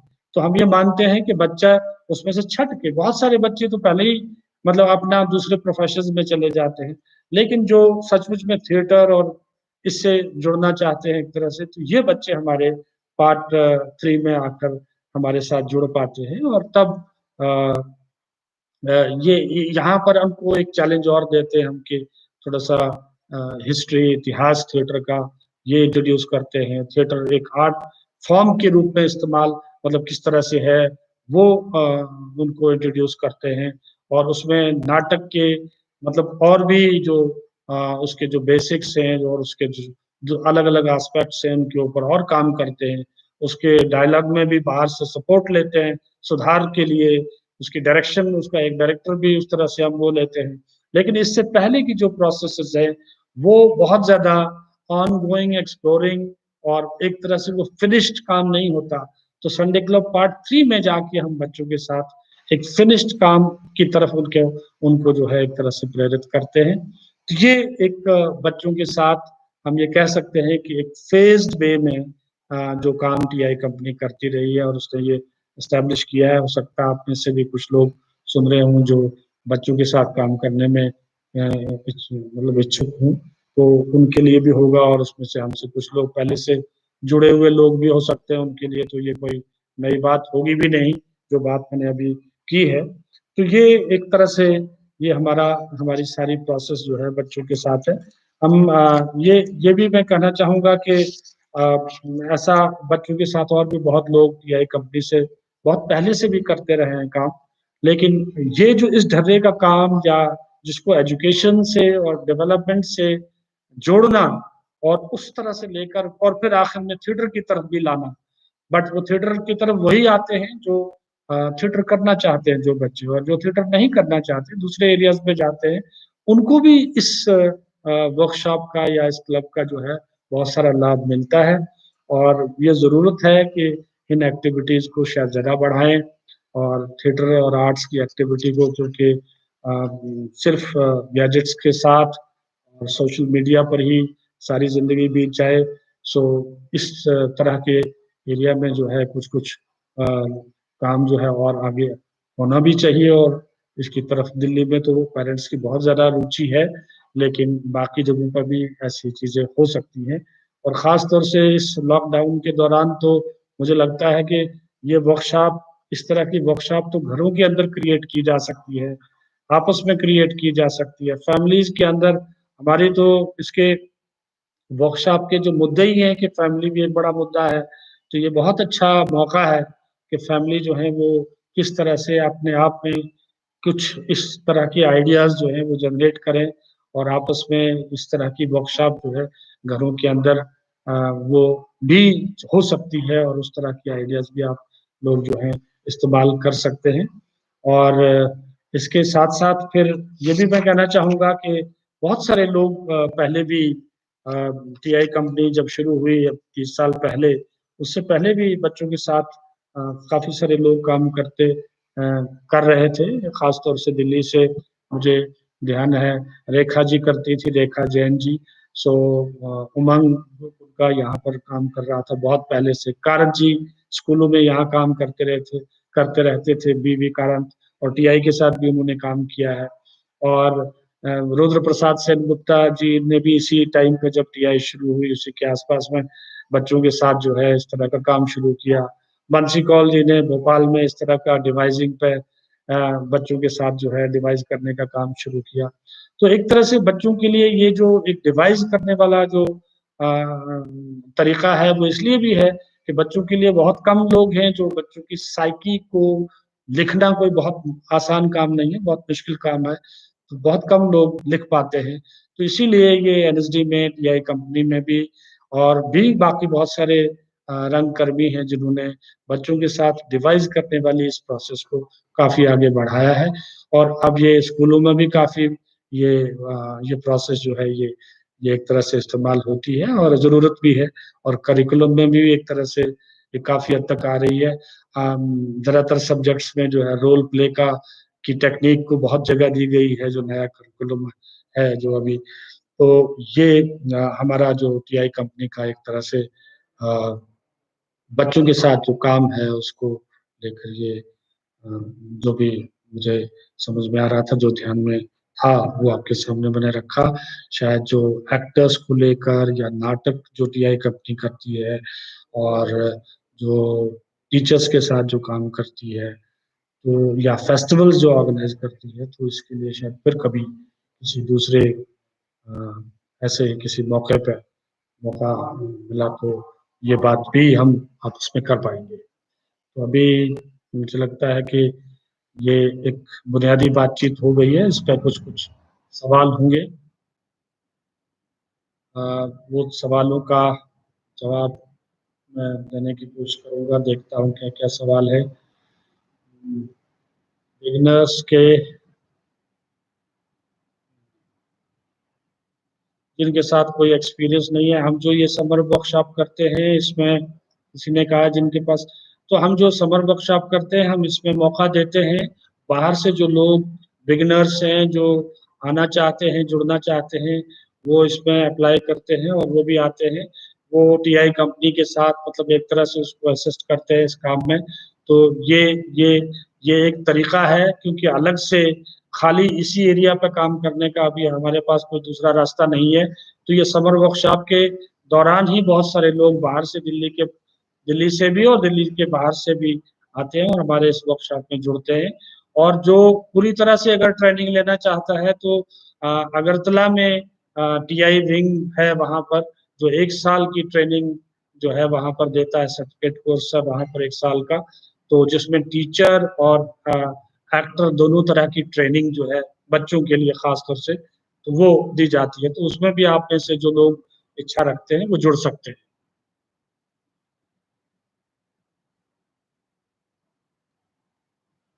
देखिए, थिएटर किसी ने कहा है कि ये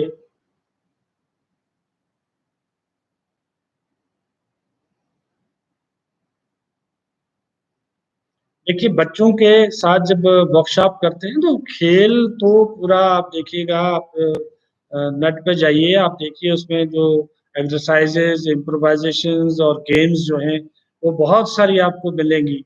जैसे कि मैं आपको ये बता दूं, चूंकि हमारा उद्देश्य ये रहता है कि बच्चे जो हैं वो सब एक साथ एक अपने अपने काम में वो मतलब वर्कशॉप के दौरान जो है वो करते रहें, बच्चों को वेट न करना पड़े। जैसे हमने जब शुरू में वर्कशॉप शुरू की थी तो हम ऐसे खेल भी खेलते थे जिसमें जैसे चूहा बिल्ली का खेल होता है कि बिल्ली जो है वो चूहे के पीछे भागती है, तो वो 2 बच्चे उसमें एंगेज होते हैं और बाकी सारे बच्चे उनका इंतजार करते रहते हैं। और आखिरी में जिसकी बारी आती है उसको कम से कम 15-20 मिनट या आधा घंटा निकल जाता है। तो हमने इस तरह के खेल जो है वो अलग करना शुरू कर दिए। ऐसे खेल जिसमें सारे बच्चे एक ही वक्त में जो है शामिल हो सके।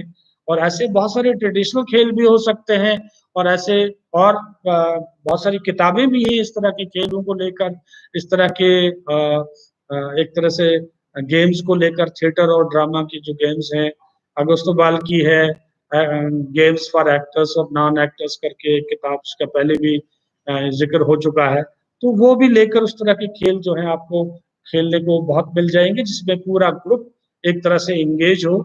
ये ना हो कि एक कोई खेलता रहे और बाकी लोग उसका सिर्फ उसको देखते रहे। शायद कभी कोई इस तरह की एक्सरसाइज होगी तो वो भी जरूरी है, पर ये इस तरह से देखना उसको जरूरी है कि बच्चे ज्यादा से ज्यादा बच्चे उसमें इंगेज हो सके। समर वर्कशॉप के लिए हम यहाँ पर एडवर्टाइज करते हैं और ये मई जून में होती है। इस साल हम नहीं, लॉकडाउन की वजह से नहीं कर पाए। और इसमें वो एडवर्टाइज अलग अलग सेंटर्स एडवर्टाइज किए जाते हैं और उन सेंटर्स पे जो है उनके लिए बच्चे फॉर्म भरते हैं और फॉर्म भरकर फिर एक हमारा एक इंटरेक्शन सेशन होता है बच्चों के साथ। और वो इंटरेक्शन सेशन से फिर हम बच्चों का एडमिशन इस समर वर्कशॉप में करते हैं। और अप्रैल में ये समर वर्कशॉप जो है उसके लिए ये फॉर्म वगैरह भरना। अभी के जनरेशन के बच्चे भी इतने ही इंटरेस्टेड हैं क्या थिएटर में? क्यों नहीं, बहुत सारे इंटरेस्टेड हैं। और आपको एक बात तो और बताएं, उल्टी बात है। हमारी समर वर्कशॉप में जब हम शुरू शुरू में जब हमने ये शुरू की थी, चूंकि नेशनल स्कूल ऑफ ड्रामा की वर्कशॉप थी, तो मैक्सिमम बच्चे और पेरेंट्स एक ही बात करते थे, क्यों इस वर्कशॉप में आए, हमें एक्टर बनना है। तो हम लोग यही कहते थे, तो सारी दुनिया एक्टर बन जाएगी, थिएटर करने लगेंगे तो बाकी दुनिया कैसे चलेगी? तो ऐसा नहीं है। फिर खैर हमने चूंकि एक दूसरी तरह की प्रोसेस रखी, एक एजुकेशनल प्रोसेस, एक डेवलपमेंटल प्रोसेस और एक सोशल इंटीग्रेशन की प्रोसेस रखी, तो उसमें बच्चे भी और पेरेंट्स भी अब समझने लगे हैं कि अगर थिएटर में नहीं भी आना है तब भी इस तरह की वर्कशॉप उनके लिए काफी फायदेमंद है। अभी तक तो समर कैंप इस साल के लिए नहीं है, ये किसी ने लिखा है इस साल कोई है, अभी तक नहीं है। जिस तरह से हालात आगे जैसी इजाजत देंगे उसके हिसाब से ही उसको सोचा जाएगा। अभी तक तो कोई समर वर्कशॉप इस साल अभी नहीं है। जी, समर में नहीं।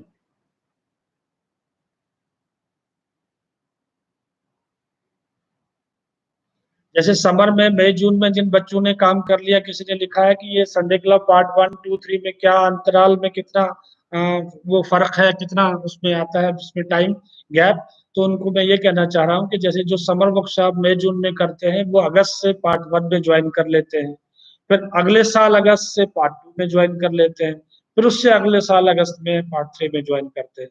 तो एक तरह से ये बच्चे हमारे साथ 3 साल तक जुड़े रहते हैं। और कुछ कुछ बच्चे बीच में 1 साल का गैप ले लेते हैं, वो उसके उनके लिए एक तरह से वो फिर उसके अगले साल आ जाते हैं। तो इस तरह से ये सारी प्रोसेस चलती है।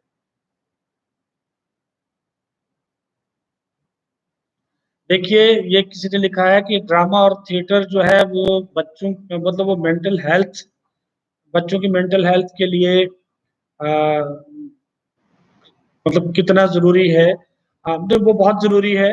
लेकिन करंट क्राइसिस में भी डेफिनेटली अगर किसी जगह पर ये मुमकिन, क्योंकि ड्रामा और ये सारी चीजें जो हैं ये ग्रुप में होती हैं, तो इस वक्त में ग्रुप का कोई काम तो उस तरह से हो नहीं सकता। लेकिन बहुत सारा काम जो है, इसीलिए मैं सजेस्ट कर रहा हूँ कि पेरेंट्स घर पर भी कर सकते हैं। और एक बच्चा चूंकि बहुत सारी चीजों को रिवील करता है, और उसको मतलब जो भी वो इम्प्रोवाइजेशन और इस तरह की चीजों में ऐसे खेल में आता है, तो वो एक दूसरे किरदार को, दूसरे रोल को भी एक तरह से वो अपनाता है। तो बच्चे को ये अपना भी एहसास होता है और दूसरे का भी एहसास होता है। और बहुत सारी अंदर में ऐसी पेंट अप फीलिंग्स हैं, डर है, खतरे हैं, फेलियर का डर है, इसका डर है। तो बहुत सारे डर जो है बच्चों के, गुस्सा है, ये खेल खेल के अंदर जो है ये धीरे धीरे कम होते जाते हैं। ये रिवील होते हैं तो कम होते हैं। दर्द को जैसे ही कुछ थोड़ा सा तकलीफ को व्यक्त करो तो उसमें तकलीफ में कमी आती है। तो ये बहुत सिंपल सी चीज है, ये मतलब किसी भी काम में हो सकती है, तो ये ड्रामा में बहुत ज्यादा हो पाती है।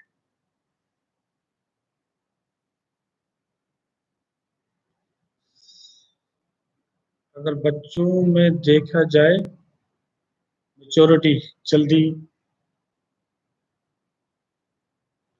देखिए ऐसा है कि मेच्योरिटी, किसी ने कहा बच्चों में जल्दी मेच्योरिटी आ जाए तो बचपन वापस कैसे लाया जाए। बचपन दोनों ही चीजें मुझे लगता है कि ये बच्चों में होती है। बच्चा बहुत मेच्योरिटी के साथ भी काम करता है, देखता है, समझता है चीजों को, आसपास को, और उसी में बचपना भी है। बचपना और मेच्योरिटी मुझे लगता है कि ये को एग्जिस्ट करती हैं।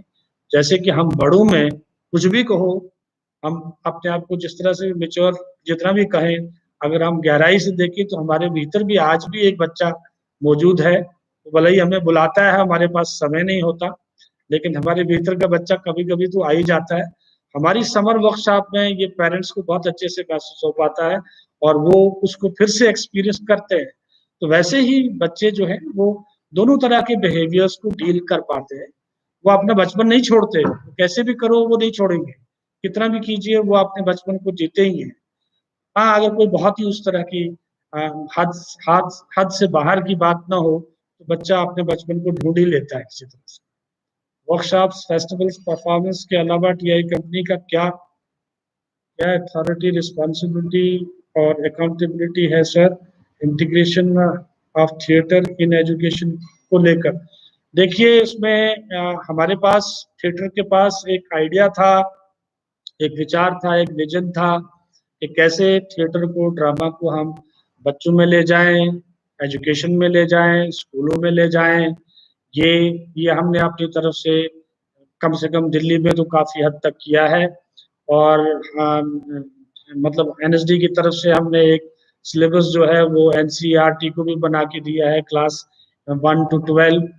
तो इस तरह के बहुत साल पहले बना के दिया है वो, और वो भी दिया है, और ये काम हम लगातार कर रहे हैं।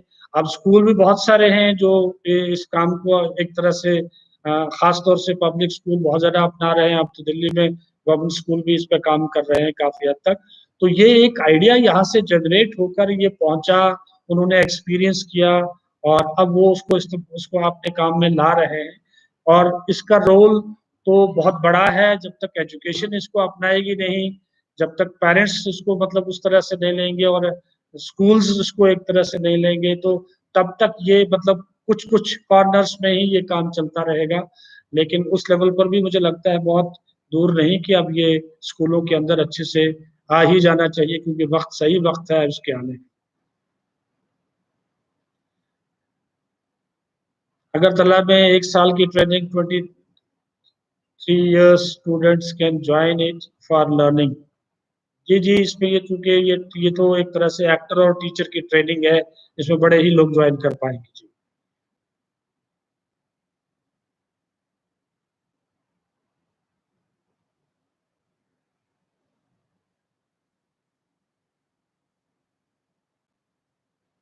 देखिए, चूज करने की बात, कभी कभी देखो क्या होता है कि इसमें बहुत तरह के, हम जब बच्चे, किसी ने कहा कि बच्चे अपने पार्टनर कैसे चूज करते हैं। बच्चों को इस तरह से हम रखते हैं कि पूरी वर्कशॉप में हर बच्चे के साथ उसने काम किया हुआ होना चाहिए, और वो किसी न किसी गेम में, एक्सरसाइज में, और इम्प्रोवाइजेशन में वो पार्टनर उसका बना हुआ होना चाहिए, ताकि हर बच्चे को हर एक दूसरे बच्चे से डील करना आना चाहिए, उससे सीखने का मौका मिलना चाहिए, उसके साथ जो है अपना तालमेल बिठाने का मौका मिलना चाहिए। तो ये सभी बच्चों को इस तरह का मौका मिलता है। और अगर आज किसी एक के साथ मिला तो कल दूसरे के साथ। तो हम ऐसे ही कोशिश करते हैं, पहले एक की एक्सरसाइज होती है, फिर दो को एक जगह पे लाते हैं, फिर तीन को लाते हैं, फिर चार को लाते हैं, फिर पूरे ग्रुप को एक जगह पे ले आते हैं।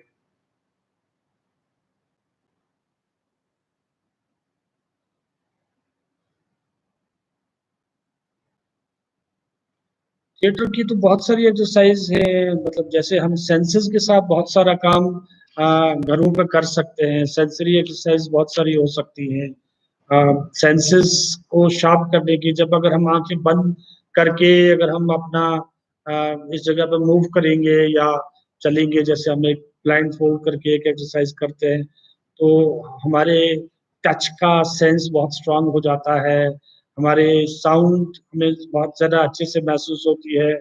तो बट मतलब एक तरह से बिल्कुल एक दूसरा ही तरह का एहसास हो जाता है कि अरे मैंने तो कभी सोचा नहीं कि मैं बिना देखे कितना काम कर सकता हूँ। अच्छा, मैं मतलब एक तरह से मैं कितना ज्यादा गहराई तक सुन सकता हूँ किसी चीज को। तो बहुत सारी इस तरह की एक्सरसाइज है। रोल प्ले है, तो आप इस तरह के रोल प्ले बच्चे जो है वो अपने आप में खेल सकते हैं, दिखा सकते हैं, घर के ही लोगों को भी दिखा सकते हैं। तो ऐसे रोल प्ले तो खेल ही सकते हैं, और वो सोलो भी हो सकते हैं, अकेले के भी हो सकते हैं। तो देखिए, ये किसी ने लिखा है कि ये मेमोरी को कैसे स्ट्रेंथन करती है, थिएटर थिएटर की एक्सरसाइज जो है। देखो, याद क्या होता है, जब हम कोई चीज अच्छे से नोटिस करते हैं तो वो रिटेन हो पाती है। जब रिटेन हो जाती है तो फिर आप उसको अपने एक तरह से कह सकते हैं अपनी एक्सरसाइज में, अपनी यादाश्त में ला सकते हैं। तो थिएटर में ये जो हमारे सारे सेंसेस बहुत शार्प होते हैं, तो हम क्या देखते हैं वो एकदम उसको अगर ढंग से देखेंगे तो वो फिर हम दोबारा से याद कर सकते हैं। जरा क्या सुनते हैं, अगर ढंग से सुनेंगे तो हमें याद होगा हमने क्या सुना था। तो हर चीज को अटेंशन देना आना, मतलब ये थिएटर सिखाता है, ड्रामा सिखाता है कि आप कैसे चीजों को अटेंशन दे पाते हैं, और उसी समय में आप अच्छे अटेंशन के साथ किसी चीज को अटेंड करते हैं, तो वो आपको डेफिनेटली वो आपकी यादाश्त में ज्यादा रहती है।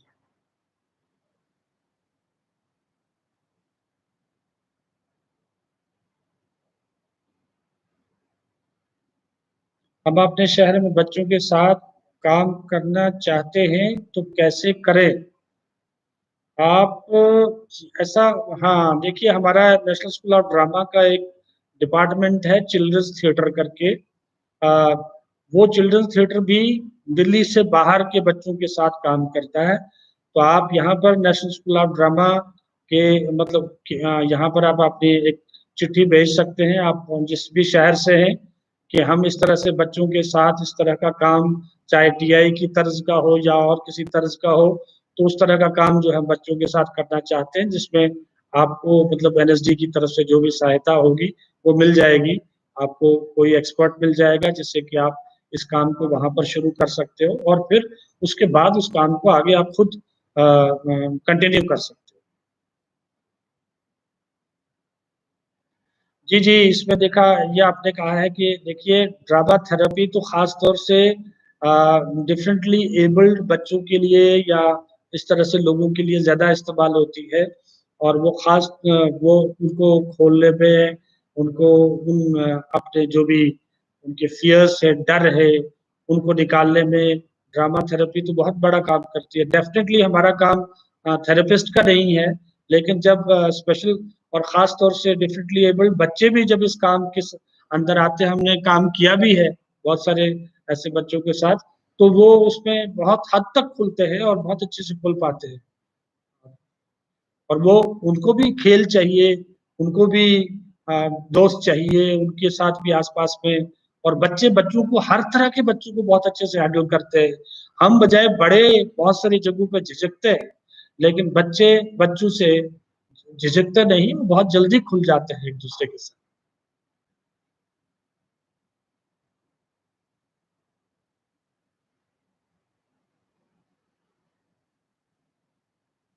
देखिए, जो स्लम से जो बच्चे आते हैं बच्चों के साथ पार्टिसिपेट करने के लिए, स्लम से जो बच्चे आते हैं, जाहिर है ऐसी जगहों से जो बच्चे आते हैं उनके साथ बहुत सारे हम एनजीओ का सपोर्ट लेते हैं, जो उनको लाने ले जाने का काम करते हैं और उनको उस तरह से अरेंज करते हैं किसी एक सेंटर पे, जो जो नजदीकी सेंटर होता है उस पर लाते हैं।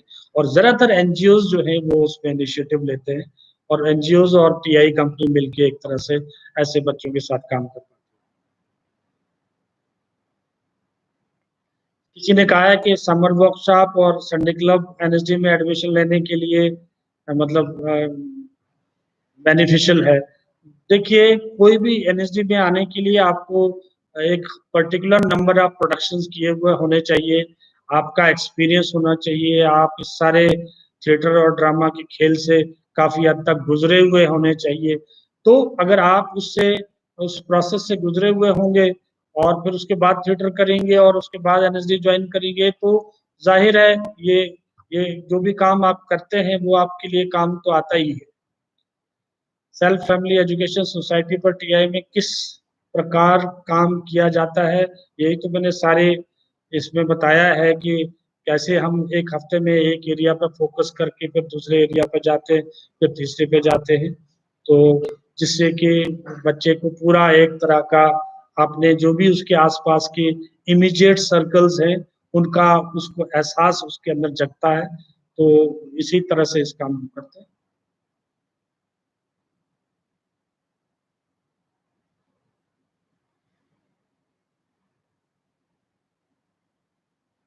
इसने कहा है कि ये सर, ड्रामा स्कूल्स की ऑडिशन फीस कैसे निकल सकता है? ड्रामा स्कूल, अच्छा, ये ऑडिशन का कोई फेयर नहीं होना चाहिए यहाँ पर। ये अगर टीआई कंपनी की बात कर रहे हैं, ये तो इसमें कोई, इसमें खेल होते हैं और खेल तो बच्चे वो तब डरते रहते हैं जो बच्चे जानते नहीं है, जब तक वो उस जगह पे आए नहीं होते। लेकिन जब बच्चे सेशन में आते हैं तो वो कुछ होते हैं, और जब जाते हैं तो वो एकदम हंसते खेलते हुए जाते हैं, उनको समझ में आ जाता है कि ये कोई ऐसी चीज है जो हम बच्चों के लिए ही है और हम बच्चों के लायक है। तो वो वो उनकी झिझक जो है वो जल्दी से जल्दी टूट जाती है।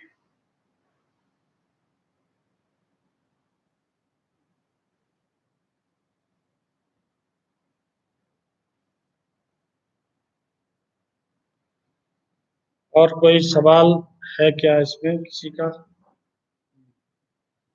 कॉमेडी एक्टिंग के लिए क्या विशेष टेक्निक होती है? देखिए, ये तो एक्टिंग पे आप अभी फिलहाल पूछना चाह रहे हैं, तो एक्टिंग के लिए अभी आपका एक सेशन हो भी गया है और आगे एक्टिंग के और सेशन भी आपके साथ होंगे, तो उस पे इस एरिया पे और डिटेल में आप ये चर्चा मतलब आगे चल सकती है, की जा सकती है। ये मेरे ख्याल में रुक गया है। कुछ लोग कह रहे हैं कि वो टीआई से want to be in touch, इस साइड में जो आ रहा है।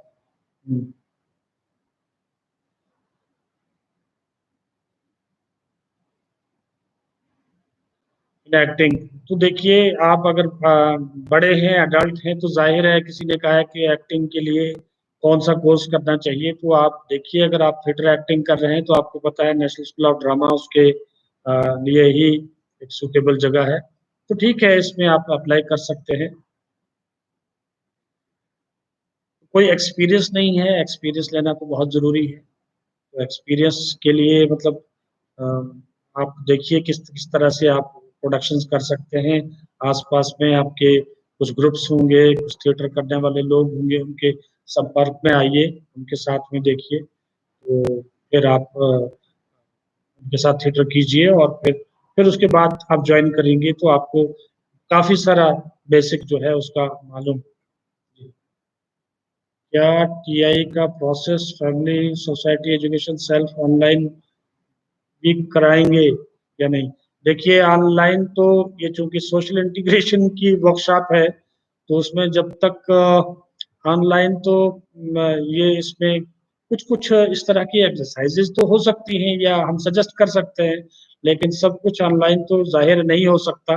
थिएटर तो एक प्रैक्टिकल और ग्रुप की एक्टिविटी होने के कारण जो है आपको एक दूसरे से मिलना, बोलना, उठना, चलना, सो घटना के अंदर किस जो जिंदगी की घटनाओं के अंदर जिस तरह से हम लोग एक दूसरे से मुखातिब होते हैं, एक दूसरे से बात करते हैं या जो भी हमारा एक्शन होता है, तो उस एक्शन में जाने के लिए तो जाहिर है हमें एक साथ होना हमारे लिए ज़रूरी है। इसलिए हम अभी इस साल ये समर में ये वर्कशॉप नहीं कर पाए।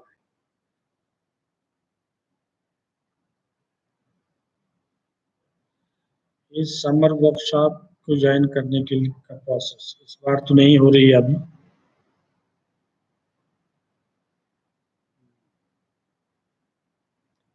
चलो, थैंक यू। किसी ने कहा नाइसली प्रेजेंटेड, और क्या है इसमें? टीआई विंग त्रिपुरा से पास आउट स्टूडेंट्स के लिए क्या अपॉर्चुनिटीज हैं और उन्हें फील्ड वर्क में कंपनी कैसे? देखिए, ऐसा है जो त्रिपुरा से ये एक साल का कोर्स करते हैं, जैसे हमारे ये जो टीआई कंपनी है, इसमें इस वक्त में चार हमारे जो कलाकार हैं वो त्रिपुरा से पास आउट कलाकार इस वक्त टीआई कंपनी के अंदर काम करते हैं। और ये एक तरह से जो परफॉर्मिंग कंपनीज होंगी उनमें वो एक्टर बन सकते हैं, स्कूलों में जाके वो बच्चों के साथ काम कर सकते हैं और ड्रामा टीचर के रूप में काम कर सकते हैं, क्योंकि ड्रामा टीचर पर भी काफी फोकस है त्रिपुरा की उस ट्रेनिंग के अंदर, तो वो उसमें जा सकते हैं। तो वहां से करने के बाद जो है आप कोई बच्चों के लिए परफॉर्म करने वाली रेपर्टरी भी ज्वाइन कर सकते हैं और आप अपना बच्चों के लिए ग्रुप भी बना के चला सकते हैं। बहुत सारे लोग त्रिपुरा से पास आउट करने के बाद जो है वो अपने अपने ग्रुप रन कर रहे हैं, वो अपना थिएटर बच्चों के लिए कर रहे हैं, वर्कशॉप्स कर रहे हैं। और कुछ कुछ जो है वो ड्रामा, वो बहुत सारे स्कूल्स को जरूरत होती है, जो खास तौर से बड़े शहरों में तो इस वक्त में बहुत सारा कुछ होने लगा है एक तरह से, तो वहां पर भी ये त्रिपुरा से पास आउट हमारे जो स्टूडेंट है वो स्कूलों में जाके बच्चों के साथ काम। Hello, sir. Children are missing TI workshop this year. How TI will be in touch in future if lockdown will continue for long time? हाँ, देखिए, ये स्थिति ऐसी है, ये किसी के हाथ में तो नहीं है, ये हम सब के हाथ में नहीं है। तो इस स्थिति में तो हमें इसे फेस करना ही है और सब्र के साथ, पेशेंस के साथ फेस करना है और अल्टरनेटिव ज़रूर अपने घरों के अंदर कुछ ऐसे आप अपने खेल खेलिए, जिस खेल में मतलब आपको मज़ा आता हो, आपके फैमिली मेंबर्स भी उसमें ज्वाइन कर सकते हो और देख सकते हो आप। तो ऐसी ऐसी चीजों पर जरा कंसंट्रेट कीजिए, जो इस साल अभी फिलहाल नहीं हो पाया वो तो नहीं है।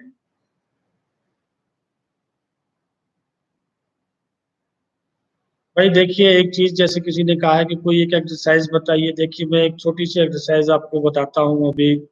मेरे पास जस्ट कुछ एक थोड़ा सा समय है।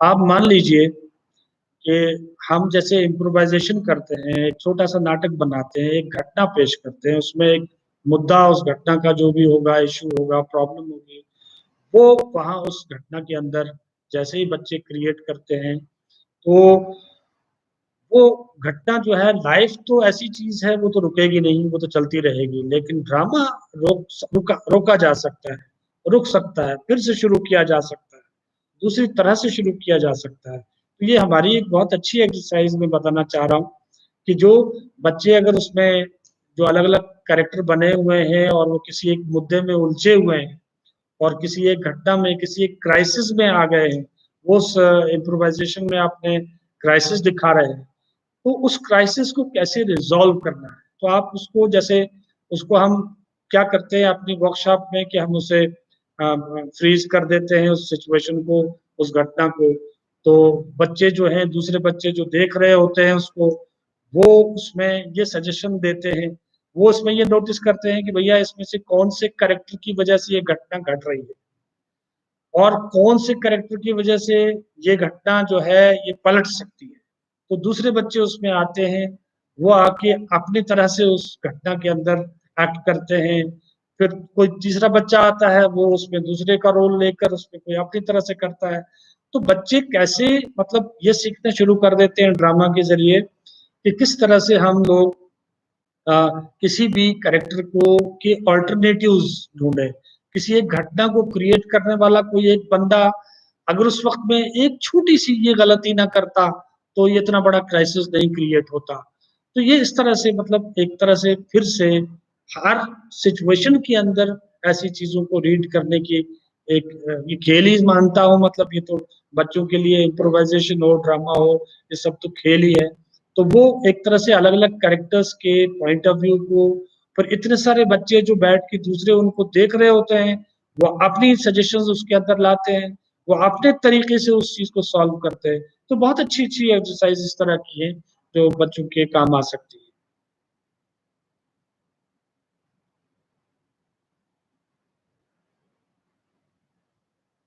क्या क्वेश्चन पूछते हैं? किरदार कैसे छोड़े? किरदार कैसे छोड़े? देखिए ये एक्टिंग पे बात हो रही है। किरदार पहले कैसे लें, यानी किरदार यानी करेक्टर जो आप बनते हैं, क्योंकि हम जो वर्कशॉप में काम करते हैं बच्चों के साथ, वो एक्टिंग पे काम नहीं होता।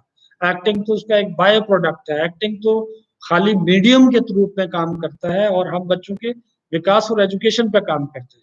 लेकिन एक्टिंग का अलग मुद्दा है। आप करेक्टर में कैसे जाते हैं, कल शायद मेरे ख्याल में दिनेश जी का सेशन हुआ भी है, और फिर करेक्टर से कैसे निकलते हैं, ये इसके ऊपर जो है कहीं किसी दूसरे सेशन में जरूर चर्चा होगी, और उस सेशन को आप उसमें अटेंड करें।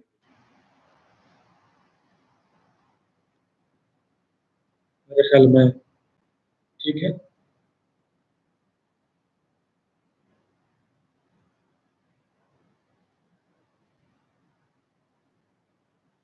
मैंने आपको बताया कि जैसे बहुत सारी किताबें हैं, games for actors, non actors. आप यहाँ पर भी थिएटर गेम्स, ड्रामा गेम्स जो है नेट पर डाल के आप देखेंगे तो आपको बहुत सारी गेम्स मिल जाएंगी। और वैसे भी हम बच्चे को अपने देखा ही है, आपने भी अपने बचपन में बहुत सारे गेम खेले हैं, तो वो सब आप इस्तेमाल कर सकते हैं।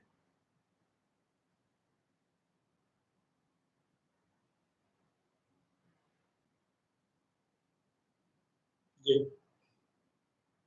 धन्यवाद। Thank you.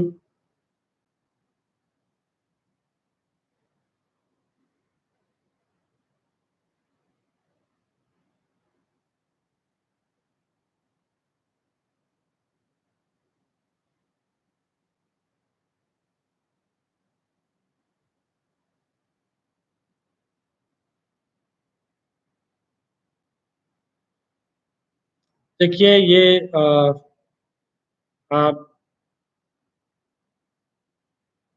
ये जो टीआई कंपनी की प्रोसेस जो बच्चों के साथ हुई या जिसके बारे में मैंने ये जो आपको बताया है, ये इसको लेकर जो है फिर कभी किसी वर्कशॉप में या इसमें मतलब कहीं अपनी जगह एक दूसरे के सामने रूबरू भी हो सकते हैं। और आज का जो ये सेशन था ये यही था कि यही company national school of drama ने इस तरह से एक हिसाब से हम कह सकते हैं कि बच्चों के साथ ये एजुकेशनल और डेवलपमेंटल और इंटीग्रेशन की प्रोसेस को जो है महत्व दिया है। और नेशनल स्कूल ऑफ ड्रामा जो सिर्फ एक्टिंग या थिएटर या डिज़ाइन और डायरेक्शन के लिए जाना जाता है, उसी के अंदर मतलब कितनी तरह के काम होते हैं। एक तरह का काम जो आज टीआई कंपनी का काम था, तो मैंने आप सब लोगों के सामने रखा। तो ये भी था, it's useful to teach children about history of theatre. जी, बिल्कुल ज़रूरी है क्योंकि बच्चे हिस्ट्री तो पढ़ते ही हैं और बच्चे जब हिस्ट्री पढ़ रहे होते हैं तो आप साथ-साथ में जब उसके एक तरह से रख के ये बताते हैं कि इस इतिहास के इस पड़ाव पे इस तरह का थिएटर था और उसमें ये बदलाव आया, तो वो बच्चों के लिए बहुत आसान है। ये बच्चों को थोड़ा-सा थिएटर की कहानी, छोटे बच्चों को कहानी करके हम रखते हैं उनके सामने थिएटर की कहानी क्या है, और बड़े जो हैं उनके सामने, क्योंकि बच्चे भी सब एक ही एज के तो नहीं होते, अलग-अलग एज के हैं, तो बड़े बच्चे जो हैं उनके साथ जो है थिएटर हिस्ट्री के भी कुछ-कुछ सेशन जो है हम उस तरह से कर पाते हैं।